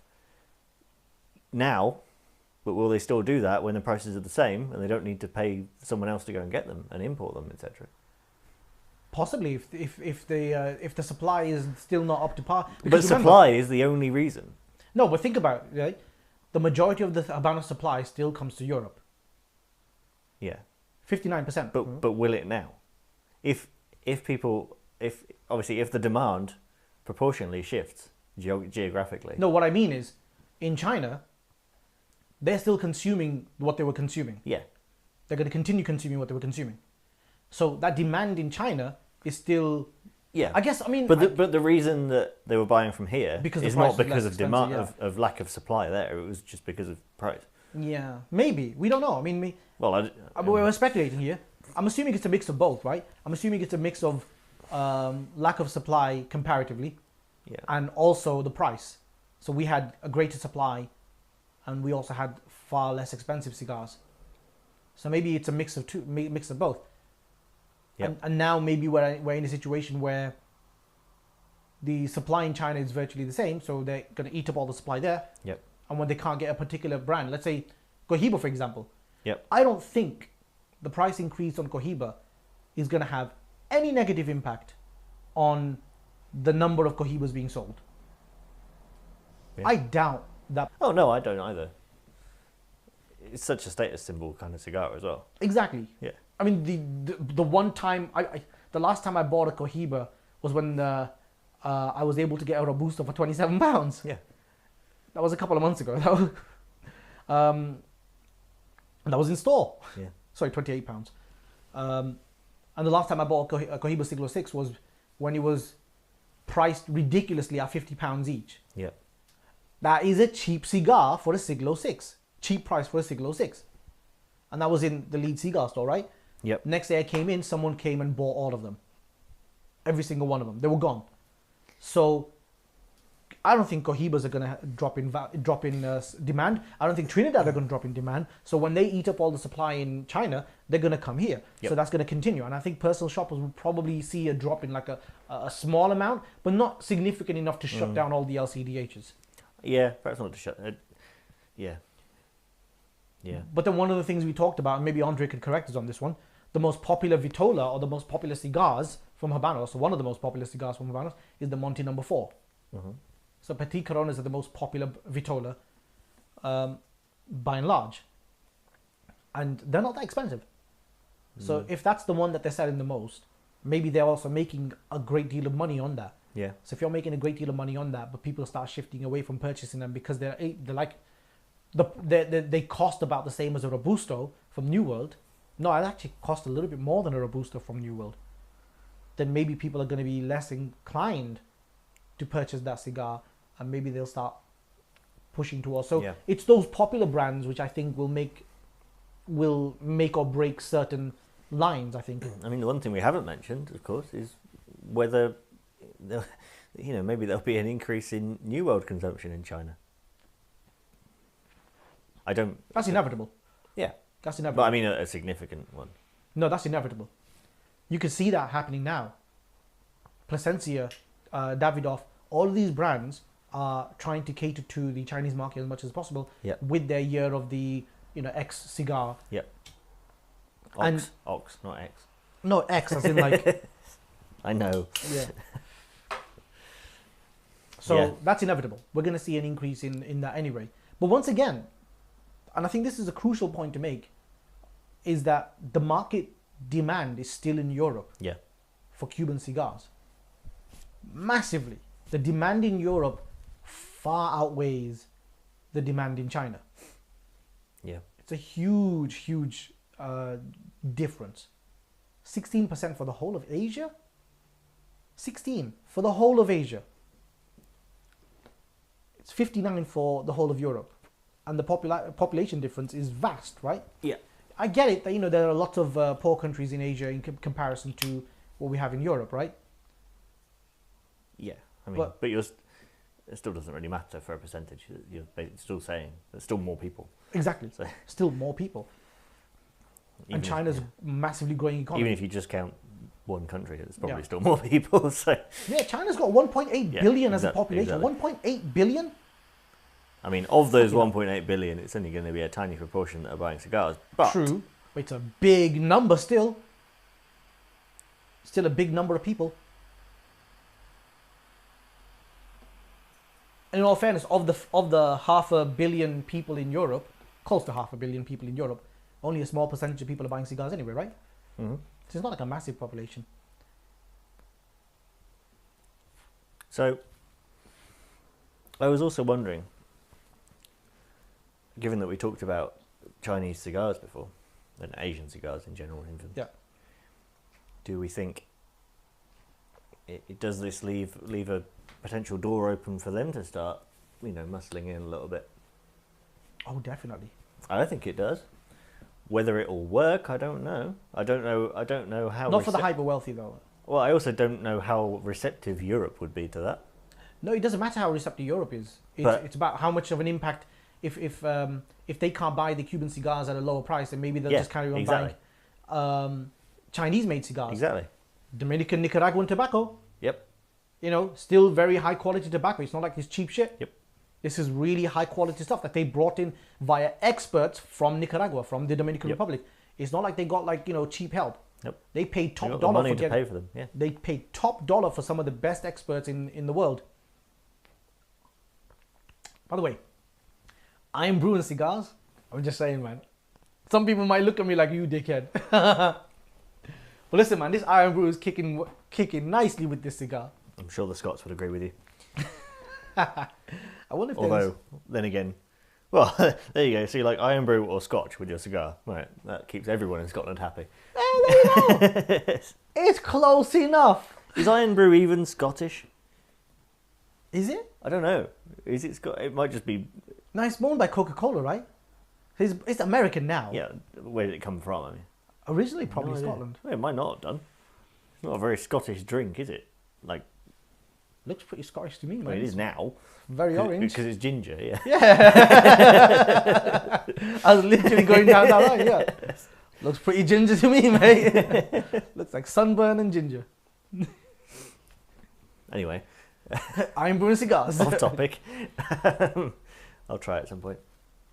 But yeah, so yeah, if there's a decrease in market share, or if they can use that to create a decrease in market share for Cuban cigars, and that has a potential, knock-on effect for Europe. I know I said Europe I don't think Europe will be as receptive to Chinese cigars or Asian cigars. Not for a long time, but I think it will eventually happen. But yeah, I think it'll eventually happen. And building a market elsewhere and expanding, as obviously we've seen, is going to be more. But would they want to? It's going to be an easier thing for them to do, isn't it? Than just outright starting in Europe. Would they want to? Yeah, I don't know. Would they need to? Probably not. I don't know. I guess they would, if they could. They could, yeah. Well, if it's extra sales, it's extra sales, isn't it? Yeah. But just make more, right? I can't see it being a priority for a while, but no, because they've got a massive population in the back door. I'm just thinking it could be one of the factors that, brings along the inevitable introduction of Asian cigars to the European, possibly even US market. Or what this price increase could do is that it prevents Chinese people from wanting more Cuban cigars, and maybe they'll start buying more Chinese cigars. Yeah. And maybe that will prop up that brand or those brands. Yeah. And increase the demand of them. They'll make more money, and maybe that will kind of... Which could then have a knock-on effect on Cuba. Yeah, because then they'll start seeing fewer people from China purchasing... I mean, there's so many potential... So many variables. There's so many variables involved. And we're not economists. No. We're kind of two guys in a fucking living room talking Yes. shit with cigars. We're not in a living room. We're in a professional studio. Yes, very professional. That's not a backdrop. That's my wall. This is a backdrop. Yeah. That's, Hold on. This is a backdrop. this isn't. Hand painted. Yeah, it's And hand it's not painted. your wall. It's the studio wall. Yeah, studio wall. We're in a studio. Shut up. Professional. Interesting. I think that one of the things that could have an impact is cigar prices in Cuba, because I'm assuming prices in Cuba will probably rocket as well, because if they're doing international pricing, I mean, yeah, that would be nuts as well. surely the Considering prices, the currency. considering the price, because they're doing international pricing, That would right? price everyone in the country near enough out of the market, right? Yeah, but the Cuban cigars probably don't even get bought by Well, Cuban yeah, that's population, true. right? I mean, how would I don't the majority of people in Cuba probably don't smoke Cuban cigars from Habanos? Yeah, that's probably true, yeah. They probably, just roll Get them their from own, right? somewhere else. You probably have custom rolls. Like there are excellent rollers in Yeah. Cuba. Oh, from all I've heard from people who've been to Cuba, yeah, you get independent custom rollers everywhere. So Mm. it's just guys who've come out of the factory and decide to do it freelance for a bit as well, I guess. But I think I even don't know. yeah, I would, I think. I mean there's like an Airbnb place for someone. I've forgotten his name. I'm following on Instagram, right? And he makes excellent cigars. Cuban cigars, obviously, because where else is he gonna get the tobacco from, right? It's not like he's importing Nicaraguan tobacco. And he's got an Airbnb where you can stay at his place, and he can roll cigars, and I think he's got like a farm or something, or plantation, or I don't know, something Right. along those lines. Looks really cool, beautiful looking home, and I've seen some people post up cigars that they've got from him, and they look beautiful, like genuine. They look as good as any Cuban cigar that you're gonna find, possibly even better. Beautiful pigtail, wrapper looks really nice. Yep. Excellent quality in terms of construction, the way that it looks like it's burning. So I think they're going to be fine. I don't think there's going to be any problem. I doubt they're going to Habanos and buying cigars. I think for them it's like, it'd be a bit silly. Like maybe Cuban cigars are kind of like some home brand for us. Like, that's like, I don't know. I can't think of a brand that's UK based that we all kind of scoff at, but people in America are going to be like, yeah, we want that. Fox's Biscuits, Canada. Right? So Fox's Biscuits in Canada, they cost a lot of money. Do they? Yeah. I Like didn't £10 know that. like £10 a pack or something, right? And here we can go to the factory, which is down the road from where we are right now. Yeah. And we don't make a big deal about it. We just And like, get them in plastic whatever. bags. Yeah, literally. Literally come in bags, right? Plastic bags. Clear plastic bags of biscuits. Yeah. So we buy them, and for us it's just like, yeah, okay, whatever, I could just go to a corner shop and buy them if I want to. I don't particularly give a shit about it. Now, if the price of Fox's Biscuits went up to like £10 a pack, same as they are in Canada or something, I'm exaggerating. Maybe it's not £10 a pack, but it is quite. I think it's like £5 a pack or something. That's still They're quite very expensive. high. Very high, right? Considering what we pay here. Yeah. So if they went up to that same price, we'd kind of be like, oh, okay, well, I guess we're not buying Fox's Biscuits anymore. Do you know what I mean? All right, good luck. We're going to go to Nestle, those fucking evil pricks. What? Had to go there. I had to go there. Fine, McVitie's. Are they owned by Nestle? No idea. They probably are. I haven't got a clue. Fuck you, McVitie's, for being owned by Nestle. Maybe Even you're if not. Definitely don't sue us. Sue me for what? My fancy backdrop? Oh, Nestle will sue you for anything. I mean, legal disclaimer, Nestle will not sue you for everything. I'm not intimating anything of the sort. But they'll piss in your water. If I wink, it's silent so they can't hear me. Oh, yeah. Just flick the camera back to me, right, while I'm winking. So, yeah. Then we'll probably be like, okay, we don't give a shit. We'll just, whatever. We'll just go somewhere. Oh, you know what I mean? It's not a big deal. So I don't think it's going to be a big deal for people there. But for tourists, Yeah. maybe that kind of puts a dampener on people who are cigar aficionados that go to Cuba to try and explore and try and appreciate things, because they just kind of, it takes away one of the major features of visiting Cuba. Being able to buy inexpensive, high quality Cuban cigars. Yeah. I don't think it's going to have an impact on the tourism You're never industry. going to detract from the whole, the Cuban mythology, so to speak. Yeah. You're never going to change the fact that we associate Cuba with cigars and cigars with Cuba. Yeah. But I also don't think it's going to affect the tourism, because one of the person I was talking to was saying, look, do you think the price increase is going to impact tourism to Cuba? And I thought, actually, probably not.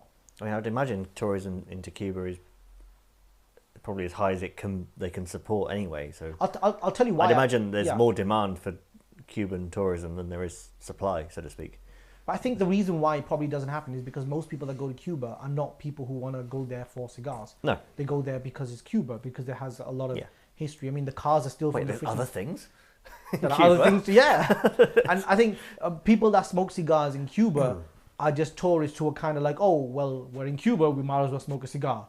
It's kind of like that, right? It's not like I'm there for cigars. It's like, oh, when in Cuba, smoke a cigar. No, so many people I've spoken to, if I've mentioned cigars to them, non-cigar smokers, and they've said, oh yeah, I tried a cigar once when I was in Cuba. Because that's what you do. Yeah. If you're in Switzerland, you eat some chocolate. No, I smoke or cigars. Go skiing. Or smoke cigars. Okay, yeah. No, literally, if I go Switzerland, the first thing that comes to mind is, oh, cheap cigars. If you're in Belgium, you eat chocolate and chips. And smoke cigars. Sorry, I'm not doing very well on the analogy front here. If you're in Britain, you drink tea. Oh no, we just do that anyway. Anyway. You're in China, you drink tea. Oh, wait. No, if you're in China, you steal the tea and the trade routes. From who? That was us. Yeah. We did that. I know. Oh, you say if we're in China. Fuck it up. That's some controversial history there. Don't talk about that. Nothing controversial, happened. It's just fact. Nothing happened then. So we're like Germany. What happened between 19... Opium? Nothing. What opium? What's that? We had no trade.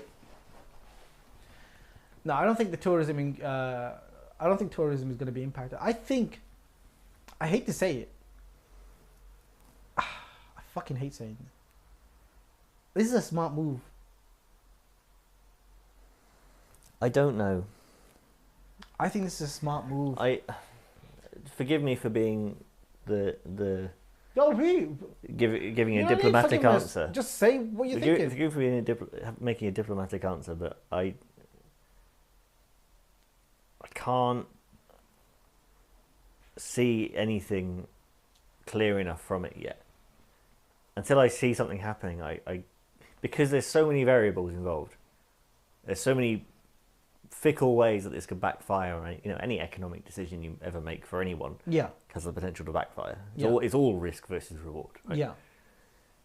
So there's always going to be an element of risk, but the risk to reward in this particular area is highly stacked in Habanos' favor, and the reason for that is because most of the Cuban cigars went up by 20%, not by the ridiculous amount that Cohiba and Trinidad did. That's true. So technically, still within range. Still, someone would probably be like, I'll make a little bit more money this month. And the ones that did go up a lot weren't the cheapest to begin with. They weren't even the most popular. No. Cohiba is not the most popular brand. No. Monte Cristo is.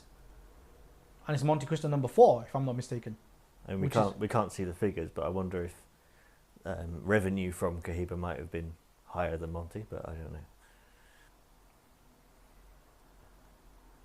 Possibly some years when they make like a stupid humidor that costs £300,000 or something, then maybe. But other than that, I think Habanos has probably done a great thing for them. This is a great business move. Well, I mean, they're certainly hoping it's a great thing for them. So, it's not like they've just decided to do something that's going to hurt them. No, of course not. And, I mean, it sucks. It really sucks because we're in a position now where so many of the brands, or so many of the cigars, I should say, not the brands, but so many of the cigars that we love to enjoy are just almost out of reach. Yeah. Just that... The extra $5 or so, Yeah. Well, For me, more than that sometimes, but for me, it's like 20 quid more. okay, yeah, true. But yeah, it just takes you over that threshold. It does. And you know, as we've heard from some other people, a lot of people will go into a cigar store with a price in mind. Okay, you might be able to upsell them a fiver over that price. Let's not talk about upselling right now. You know, when you say upsell, one guy comes to mind. Anyway. Would you like a reserva? No, homie. I just want my especial. Can I please? I know you guys don't have any reference point on this one. They do. They do? No, I just coughed his name. Yeah, so people go into a cigar store, as with a lot of places, but especially in a place like a cigar store where you've got hundreds of choices. Yeah. You go in with a price in mind, and you're going to make your choice within the bracket that you set for yourself. Yeah. So if fewer things are in that bracket, especially if few of your products that you're trying to sell, if your products are not in that bracket of people, then you're lost. But then there is this thing about cigars, because they're a luxury product. They are. Yeah. Right? They're a luxury product. People do buy cigars. Maybe not everyone. I mean, I know I don't. I don't give a crap. Okay, I just want to smoke the thing that I enjoy. But people do or would probably buy cigars with this idea of like, oh, I want to freaking buy something expensive because it's showing off. You know what I mean? Totally. So it's like the fact that prices have increased for Cohiba. Yeah. It's like, oh, look, I bought a Cohiba. Now it's like, now when you buy a Cohiba, you fucking bought a Cohiba. Like, what the hell? Do you know what I mean? Before, when you bought a Cohiba, it was like, oh, yeah, that's good, Yeah, you bought a premium brand cigar, whatever, this and that. But even then, they were used as a visual. Yeah. Like, if someone's smoking a Cohiba Robusto, back even when they were like 27 quid or 28 quid, you'd still look at them and be like, oh, yeah, he's smoking a Cohiba. Yeah. It just registers in your head. Yeah. That yellow band with the square, it looks beautiful, right? Oh, yeah, totally. And it kind of registers like, oh, shit. Despite the fact that it's not that much more expensive than most Robustos, and most people could probably afford it at that point. But now it's like doubly freaking increase the perception value, because now when someone buys a Cohiba Robusto for £61, like, damn, homie, that's about the same price as a Royal Release. Yep. Davidoff Royal Release Robusto is about 80 quid. A much bigger cigar. And, you know what I mean? I mean, Davidoff's and the more expensive Cubans are the ones that, in my head, are the ones that you could show off with. Right? Yeah. I'm not saying people only buy them to show off with, but with the Cohiba you would. With the Cohiba you would, because it's not like they taste amazing, right? Well, yeah. I mean, Cohiba is an aged Cohiba, granted. If I see someone with a Cohiba and an old band, I'm jealous. Yeah. I fucking hate them in that moment. Okay? I hate that guy. Because I know he's enjoying the fuck out of it. But a current day Cohiba, I'm just like, eh. Yeah. For me, it's just meh. Yeah. But think about it, the Davidoff Royal Release, right? I know I gave it a bad review with the Robusto. But still, tobacco in that cigar, maybe the construction was a bit off, but the tobacco itself, I know is of a very high quality, because they age it for a particular period of time. They do a lot to try and get that tobacco to a certain quality, right? Yeah. And I know that because when I smoked the Royal Release Sadamones, that was fucking incredible. That was a beautiful cigar. That was one of the best cigars I smoked that year. Amazing cigar. Took me forever to smoke that. It's like 9 1/4 inch with a 57 ring gauge or something stupid, right? Yeah. I can't remember exactly what it is. Big. But it's a massive Salamone cigar. And when I smoked that, you could taste how good the tobacco was, because the construction on that was virtually perfect. Yep. So same kind of quality tobacco in the Davidoff. Robusto. But then you've got the Cohiba Robusto. Standard 2021 box. It's the same thing. Yeah. It's the same fucking thing that it was 2 weeks ago. Yep. When I could buy it for like 30 quid. It's the same. And if you had, you'd be laughing now. All the way to the bank. Because you wouldn't be smoking them. I wonder why. What's interesting to me is when these rumors came out, stock levels of Cohiba and Trinidad didn't drop immediately. I wonder if people believed it. I think. I'll be honest, I was late to the party on this rumour, so I don't really know. But There was plenty of notice. Plenty of fucking notice. Leaked information came out.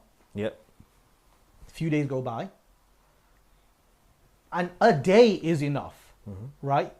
A single day is enough for someone to go on a website and just be like, click, click, click, click, click. Okay, I want all of them. Yep. I'm just surprised that maybe they did. Maybe a few people did. Or maybe they didn't. Oh, I'm sure a few savvy people would have done.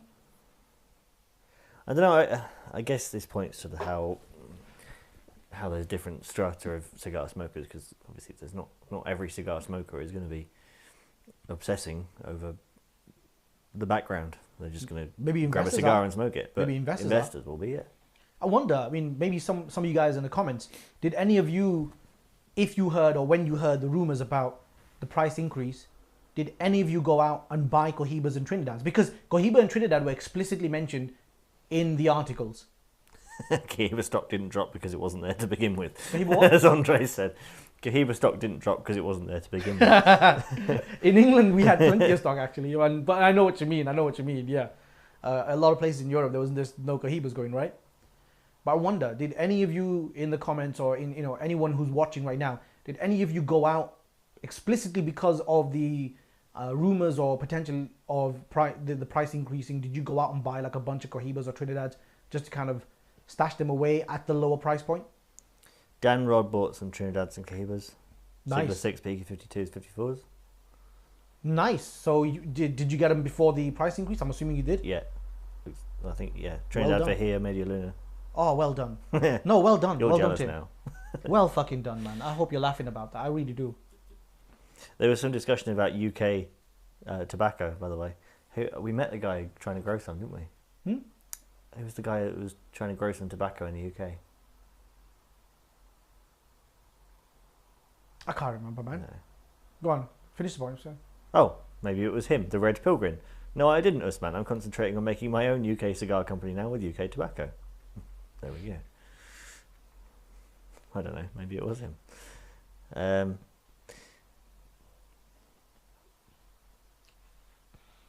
Yeah. Augustus didn't. Omid tried. Yeah. So people did try. Some people were thinking about it at least. So yeah, so he's definitely there. It was in. Was the it Dan Hill who said? Sorry. Well, who was it? Dan Hill. Dan Rod. Dan Rod. Yeah, well done, Dan Rod. It wasn't the Red Pilgrim that I said about the UK cigar thing. Obviously, I've missed part of this conversation. Okay. Well, anyway, the person who bought Dan Rod. Yeah. He's the person who bought. You bought the Cohibas and the Trinidads. Well done to you, man. Fucking well done. Yeah. Yeah. No, you saw those rumors coming up. You bought them. I hope you make a shit ton of money if you do sell them, and if you don't sell them, I hope you enjoy the hell out of them. Adam added one Trinidad Reyes, one little old Trini Reyes to right? Am I pronouncing that right? Probably not. Trinidad Reyes. Reyes? Yeah, it is right. Yeah. Hope you make lots of money on that Reyes. He was surprised if it was there. He was surprised that it was there. Anyone else? They're still coming in.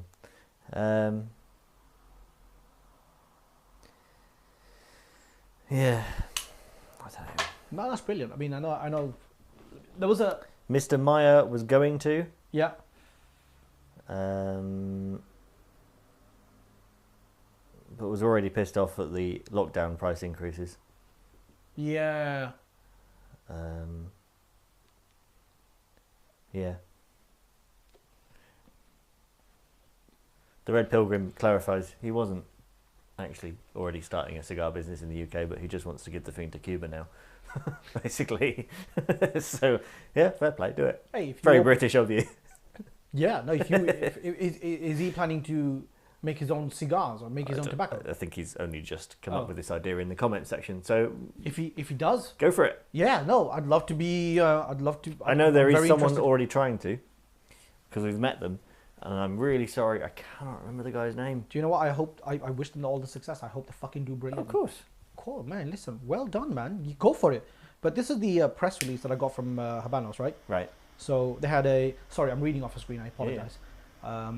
They had a 15% growth in 2021, and revenue of $568 million. So they're talking about that as like, it's what is it?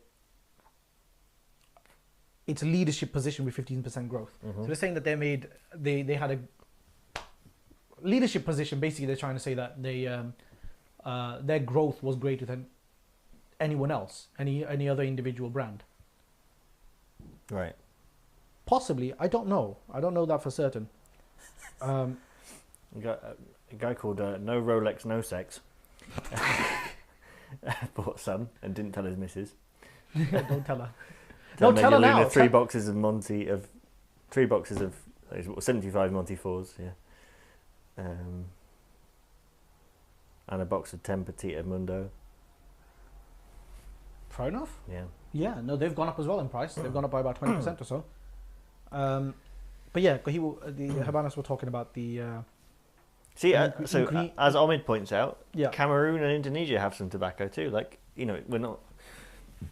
Australasia, Oceania, whatever it's called now.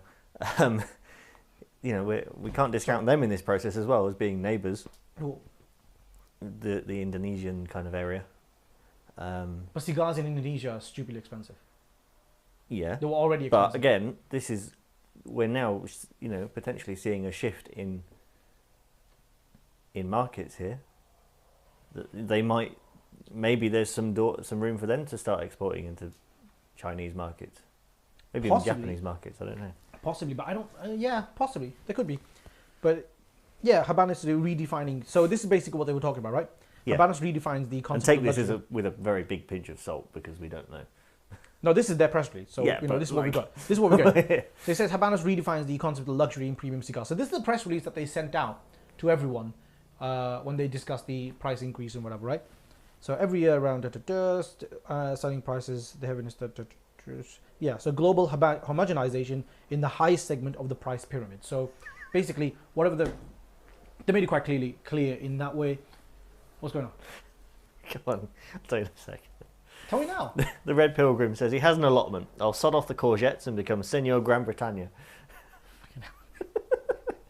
Love it. Go. Do it.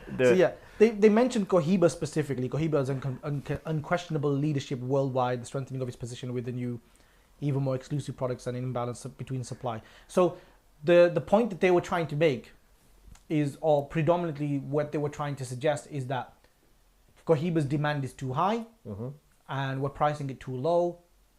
So we need to price it higher to try and meet the demand.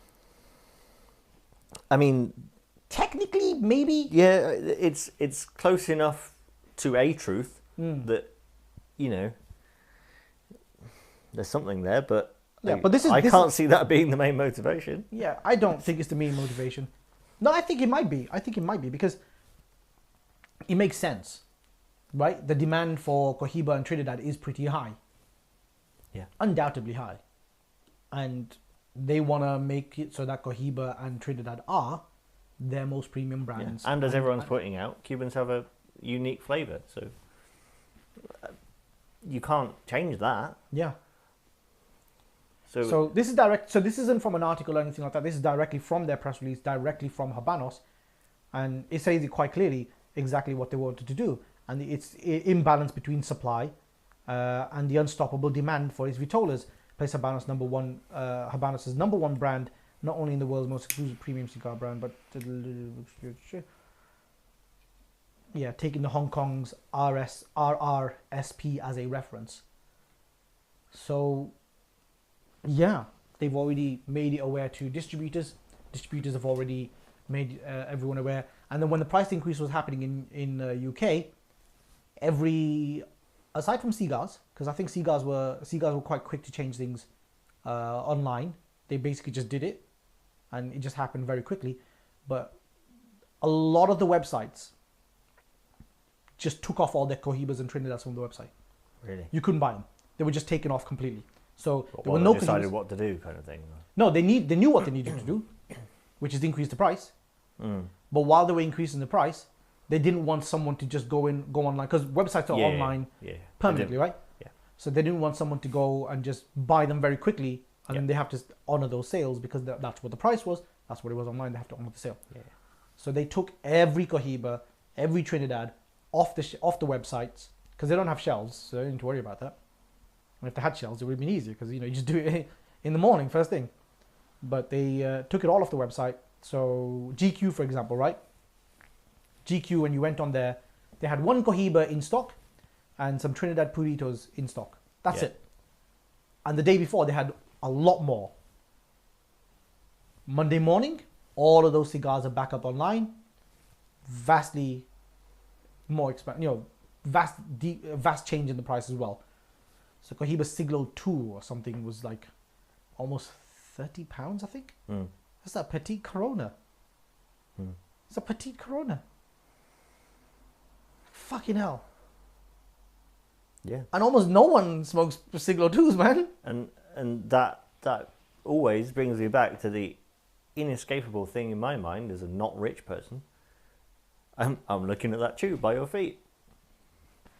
Lower cost, more cigar. Cigar actually, even forgetting the fact that I actually think I want to smoke that more anyway. Yeah, that's because you haven't tried the Andalusian Bull yet. I don't just mean that. Compared to a Siglo 2. Compared to a Siglo, yeah.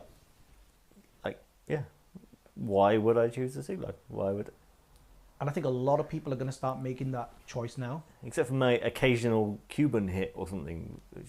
You know what I want to do? I'm perhaps, well, I don't know whether I'm in the minority or not, but I don't really have that urge, but fine, some people might. But how good is that cigar though? Oh, it's great.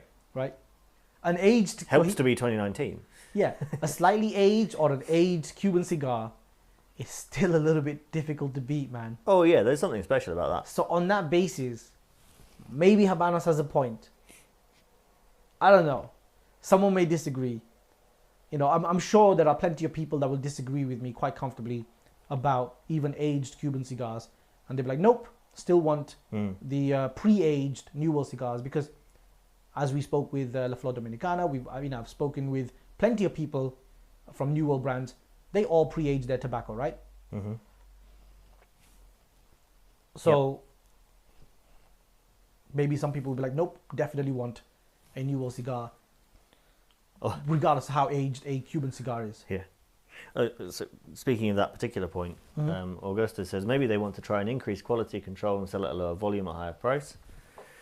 The comments immediately responded with absolute pessimism in that regard. Of course they don't. No, that's a good point though. That is a great point. It is a great point. You know what? Again, I'm cynical in that I don't really think that's what they're going to do. No, I don't think they're going to do that. Why would they? Right? Because they can make more money on the higher amount of supply they have, and there's less of a cost involved in putting all that work in. Yep. So basically, they've got to do less work, relatively, because they don't need to put in the effort towards the quality control and all those aspects, and they've got more of a supply as well because they're not rejecting more cigars. Yep. And all they've got to do is push the price up because they can just run off their brand. Yep.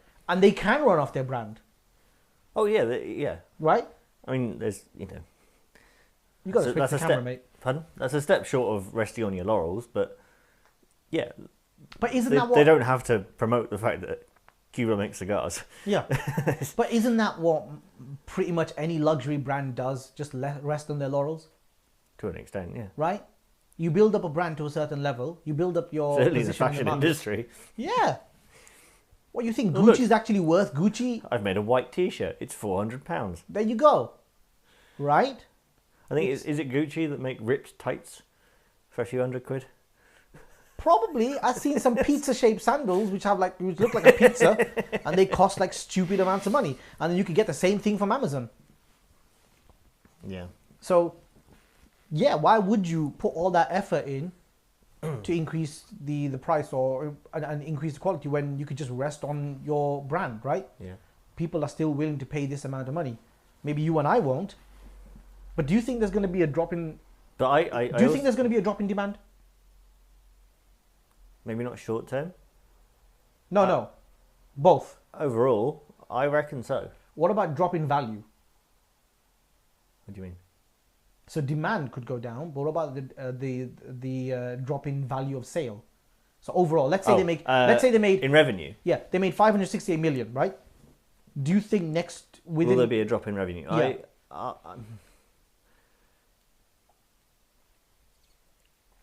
in the long term, I do still think so. Do you? Only because... I don't. Only because, right? I'd say the majority of cigar smokers are somewhat concerned about price, and can also be, they're also very concerned about what tastes good, and so if they're going to find something else they like, then they will also smoke it. I don't think there's going to be an issue with that. Yeah. And as we've said before, markets are fickle, so I think that risk could very easily come to bite them in the arse. At the same time, that might be fine for them because they might have essentially saved money, or made enough money from the short term to go back to something else. But they're not going to drop the prices ever.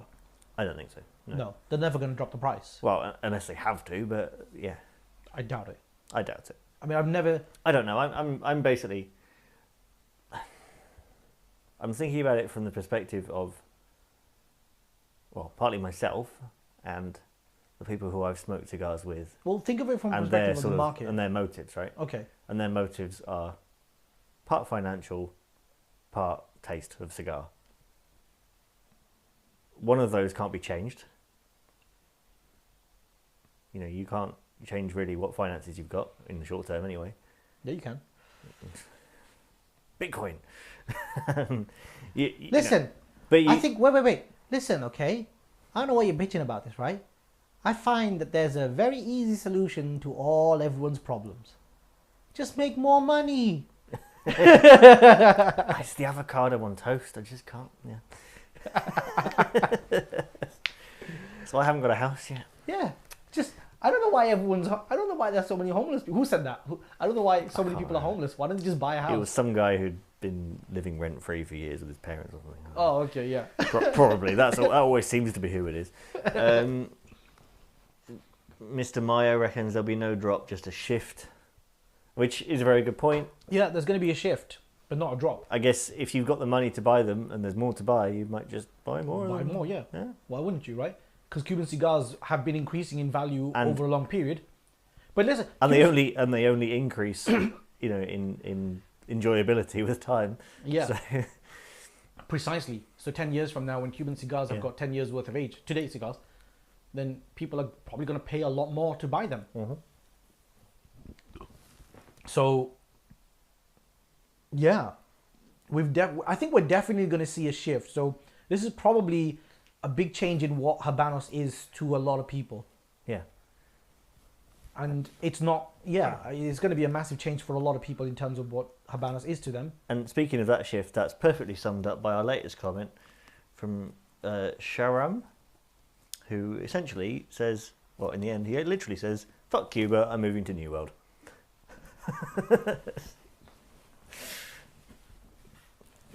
Well said. Yeah. Completely reasonable for someone to say that. Yeah. No, listen.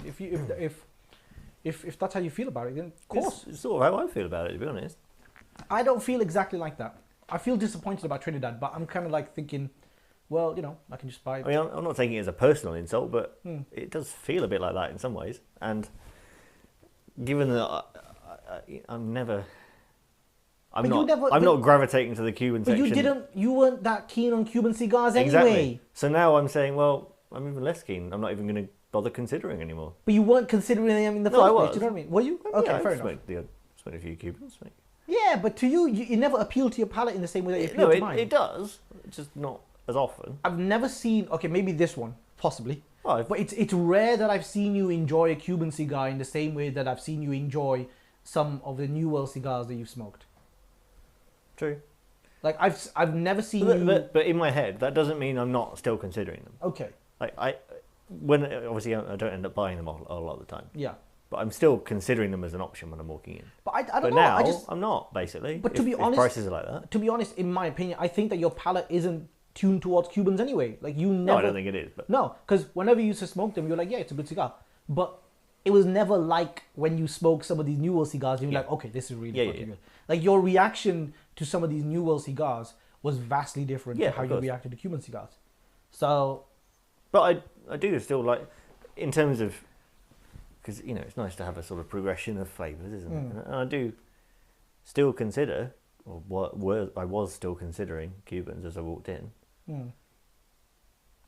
but I don't know the prices. But from what I've heard, I'd imagine I'm now walking in and sacking off that side of the humidor. I'm probably not. I'm probably not going to be smoking the ones that I would have almost always picked.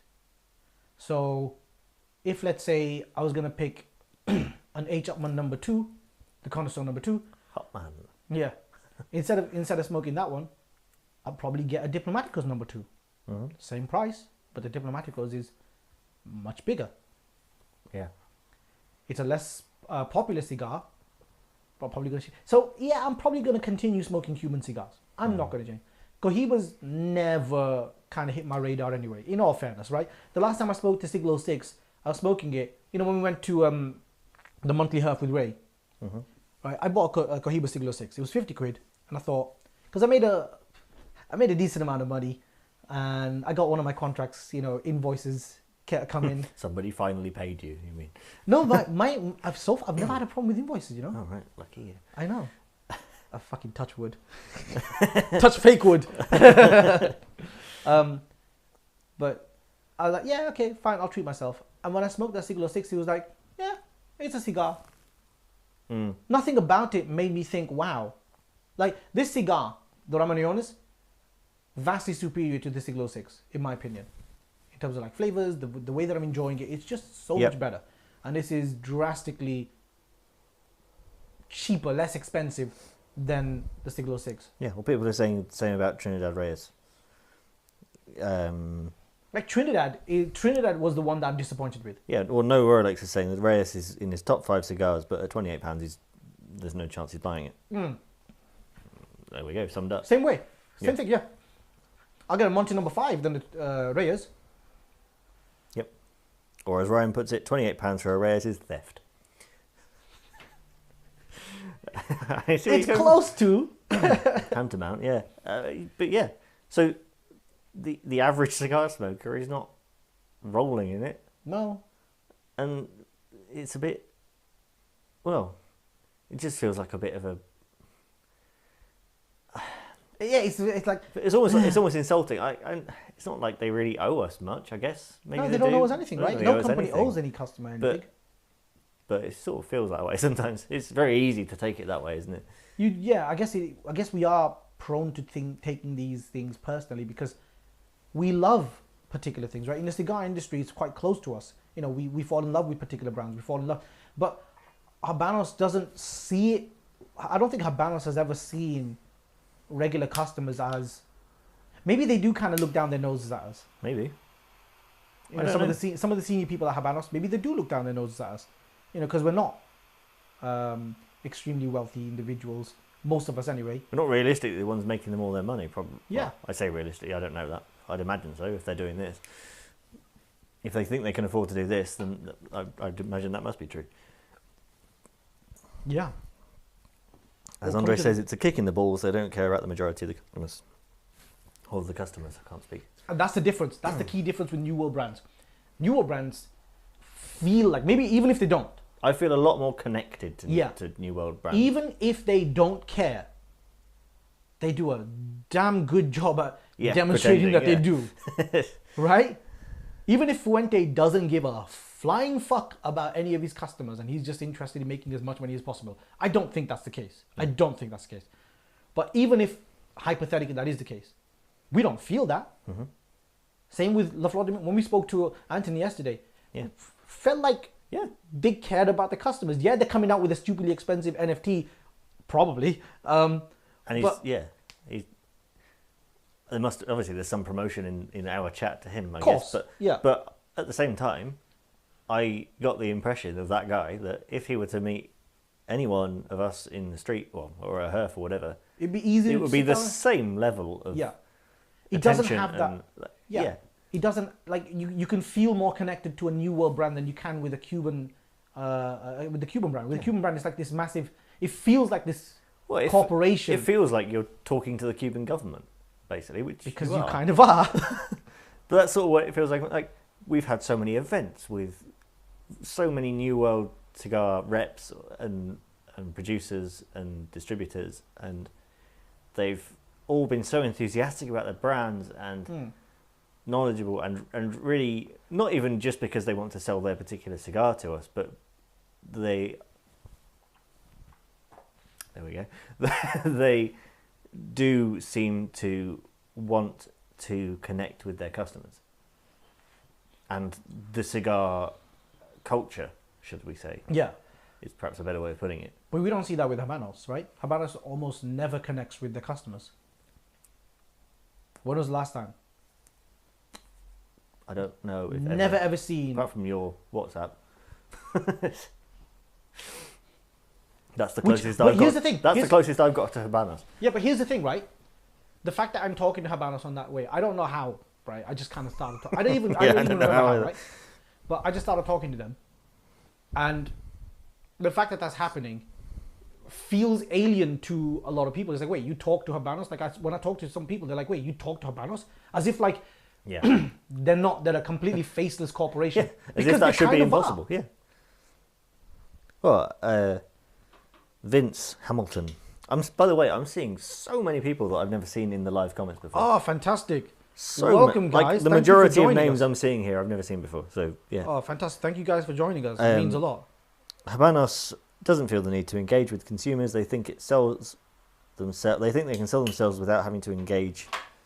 Whereas New World brands want to share the passion they have for the products and their blends. Yeah, but Habanos doesn't need to engage, it seems, because they're doing relatively fine, right? 15% increase in revenue. Yeah. That's a big number. I wonder if, had they gone down the same route as these New World brands are, had they connected with their large customer base in the same way, I wonder if they would have done the same thing. What, increase the prices? Yeah. Hell no. I don't think they would have. No. But I think this is that's because that's what makes it personal. But that's the advantage there. Yeah, for them. Monetarily, anyway. Yeah, but they're a business, right? Anyway, last few questions, because we're coming to the end now. We're actually 4 minutes past the end. Oh, yeah, we are. Oh, shit, we are. Yeah. It was that last bit that got everyone riled up, I think. There haven't been any questions. There's lots of people saying, fuck you. Not to me? To us. No, not to us. Oh. For a change. Yeah, for a change. Normally it's like this, man. Shut the fuck up. Any last minute questions, anyone? Make them fairly quick fire for us. Yeah. Yeah. I'm coming to the end of my cigar. You've burnt your fingernails. I am, trying to hold on to this while the stream is still live. Can't really get my mouth to where I can hold the cigar. That's the issue. I'm fine. I've still got a little bit left. Serious question. What happens to Habanos revenue? Does it go into public services? Because the country's in a mess after COVID. Yes, it is. I don't know. I mean, are we ever going to find that out? I'd have to. It's a communist nation, so basically government owned, isn't it? So somebody bought them, though, didn't they? Somebody bought Habanos, didn't they? Yeah, a couple of years ago. We don't know who it is. I think there was a comment to that effect, wasn't there? I don't even know how the finances work like that. I mean, China owns 50% of Habanos. Yeah. Okay. Did someone say that? I'm sure someone said that. Yeah, Chinese company owns. Yeah, someone said about China. Someone was saying that they got bought and we don't know who they are. Anyway, it does just. It's a weird sort of dichotomy, like, because on the one hand you're thinking, Cuba, rustic, sunshine, guys in sheds, not sheds, guys in they kind of are sheds. Yeah. Guys next to the beach rolling cigars, and then on the other hand, it still somehow feels like a corporation at the top of a skyscraper. But it is, yeah. It is, absolutely is. But that's how you make a luxury brand, right? You can't exactly walk up to a Chanel and start talking to the CEO, can you? No. That's how you make a luxury brand. You have to be indifferent and distant. Mm. Apparently, Habanos say it goes in to help the country, but we can't really see it. I mean, that's... But they don't make that much money. That's government income in a nutshell, really, isn't it? Yeah. But as a company, they don't make billions, do they? I mean, no, I can't see No, that. they don't. They don't make billions upon billions. So the income stream is still not massive. I mean, it's got to be a large proportion of the country's income. 568 million. I think it's about 10%. That's a massive proportion of the country's It's a big income. proportion, yeah. That's actually bigger than I was thinking, to be honest. So Yeah, but 10%. Still 10%. But that's revenue, not profit. See, and this is the other side of that. Well, not the other side. This is another part of that. I would love to have a conversation with Habanos about this, and really open the floor for them to tell us all about all this. Yeah, but we just get marketing answers with. Exactly. I do not have any faith that But we would get any kind of. But that's the same with any brand, because any brand is going to have some degree of Well, marketing. some degree, yeah, but I don't have any faith that we would get any reality, just because it just seems so faceless. And I get that though. I get why, because the cost of. Okay, let's do a comparison in like the photography industry, right? I do get why, Do you know what but I mean? I don't. Like I was speaking to Sony literally a few days ago, and I needed some answers on a particular thing. I'm trying to write a positive piece about them, right? Yeah. Literally just trying to write a positive piece about them, trying to get some answers from them about a positive piece that I'm writing for them on a website that has massive traffic, right? We're one of the biggest photography websites in the world. In the fucking world, not in England, in the world, right? And I'm trying to get a few answers. If you can't hear the chain rattling that he's yanking on, by the way. It's not my website, but that's the website I write for, I know. right? Still. And I'm trying to get some answers from him. And obviously, I get why, because he's an employee for the company. He's got bosses, he's got people that are watching over what he's saying, and so on and so forth, right? Yeah. So he has to follow the rules. Yeah. I guess same with Habanos. But if you're talking with like the owner of the company, you're gonna have a maybe slightly different vibe. So if you're talking to Mr. Fuente himself, you might have a different kind of way of. Oh, of do course. you know what I mean? But, So it's slightly different. It's quite. but like, I just don't feel we could ever get the same level of. We probably won't. We probably never won't. And We never won't. we never will. Sorry, we never will. But that's playing really well into their strategy, it seems, because they can increase their prices. And what are you gonna do about it? Just pay it, really, or buy something else. Mm-hmm. And I think that's basically the crux of it. Unfortunately. There we go. Solved. Pay it or buy something else. Yeah. Industry. I guess, yeah. That's my problem, isn't it? Well, that's Literally my problem. Yeah. Yeah. No, not for you. For you, you were fine. It makes very little difference to your particular lifestyle until the cigars. The Red Pilgrim is signing off. Have a good evening, gentlemen. Remember when you're smoking on a Senor Gran Bretaña potato cigar. I'm looking forward to that potato I mean, cigar. we want the first interviews and samples from that since you, I think we claim a finder's fee since you invented that in our comment section. We want a factory tour of your shed. Well, yeah. I mean, in short, I think this is probably a good move for Habanos, a bad move for regular customers. Yeah. And they're going to look out for their own company interests. Yeah, Fair let's play see to what them.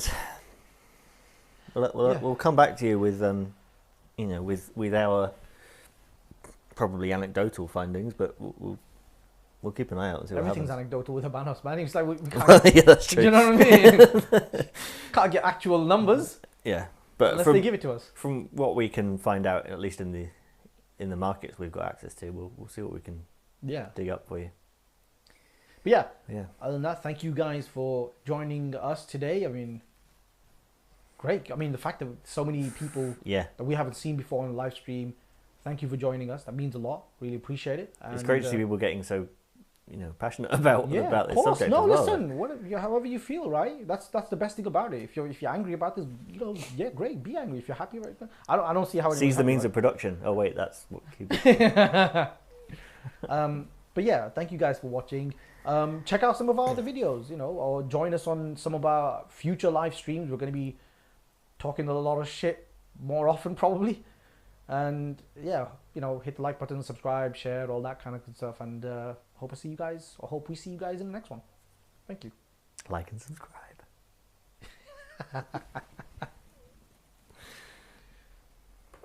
Audio out.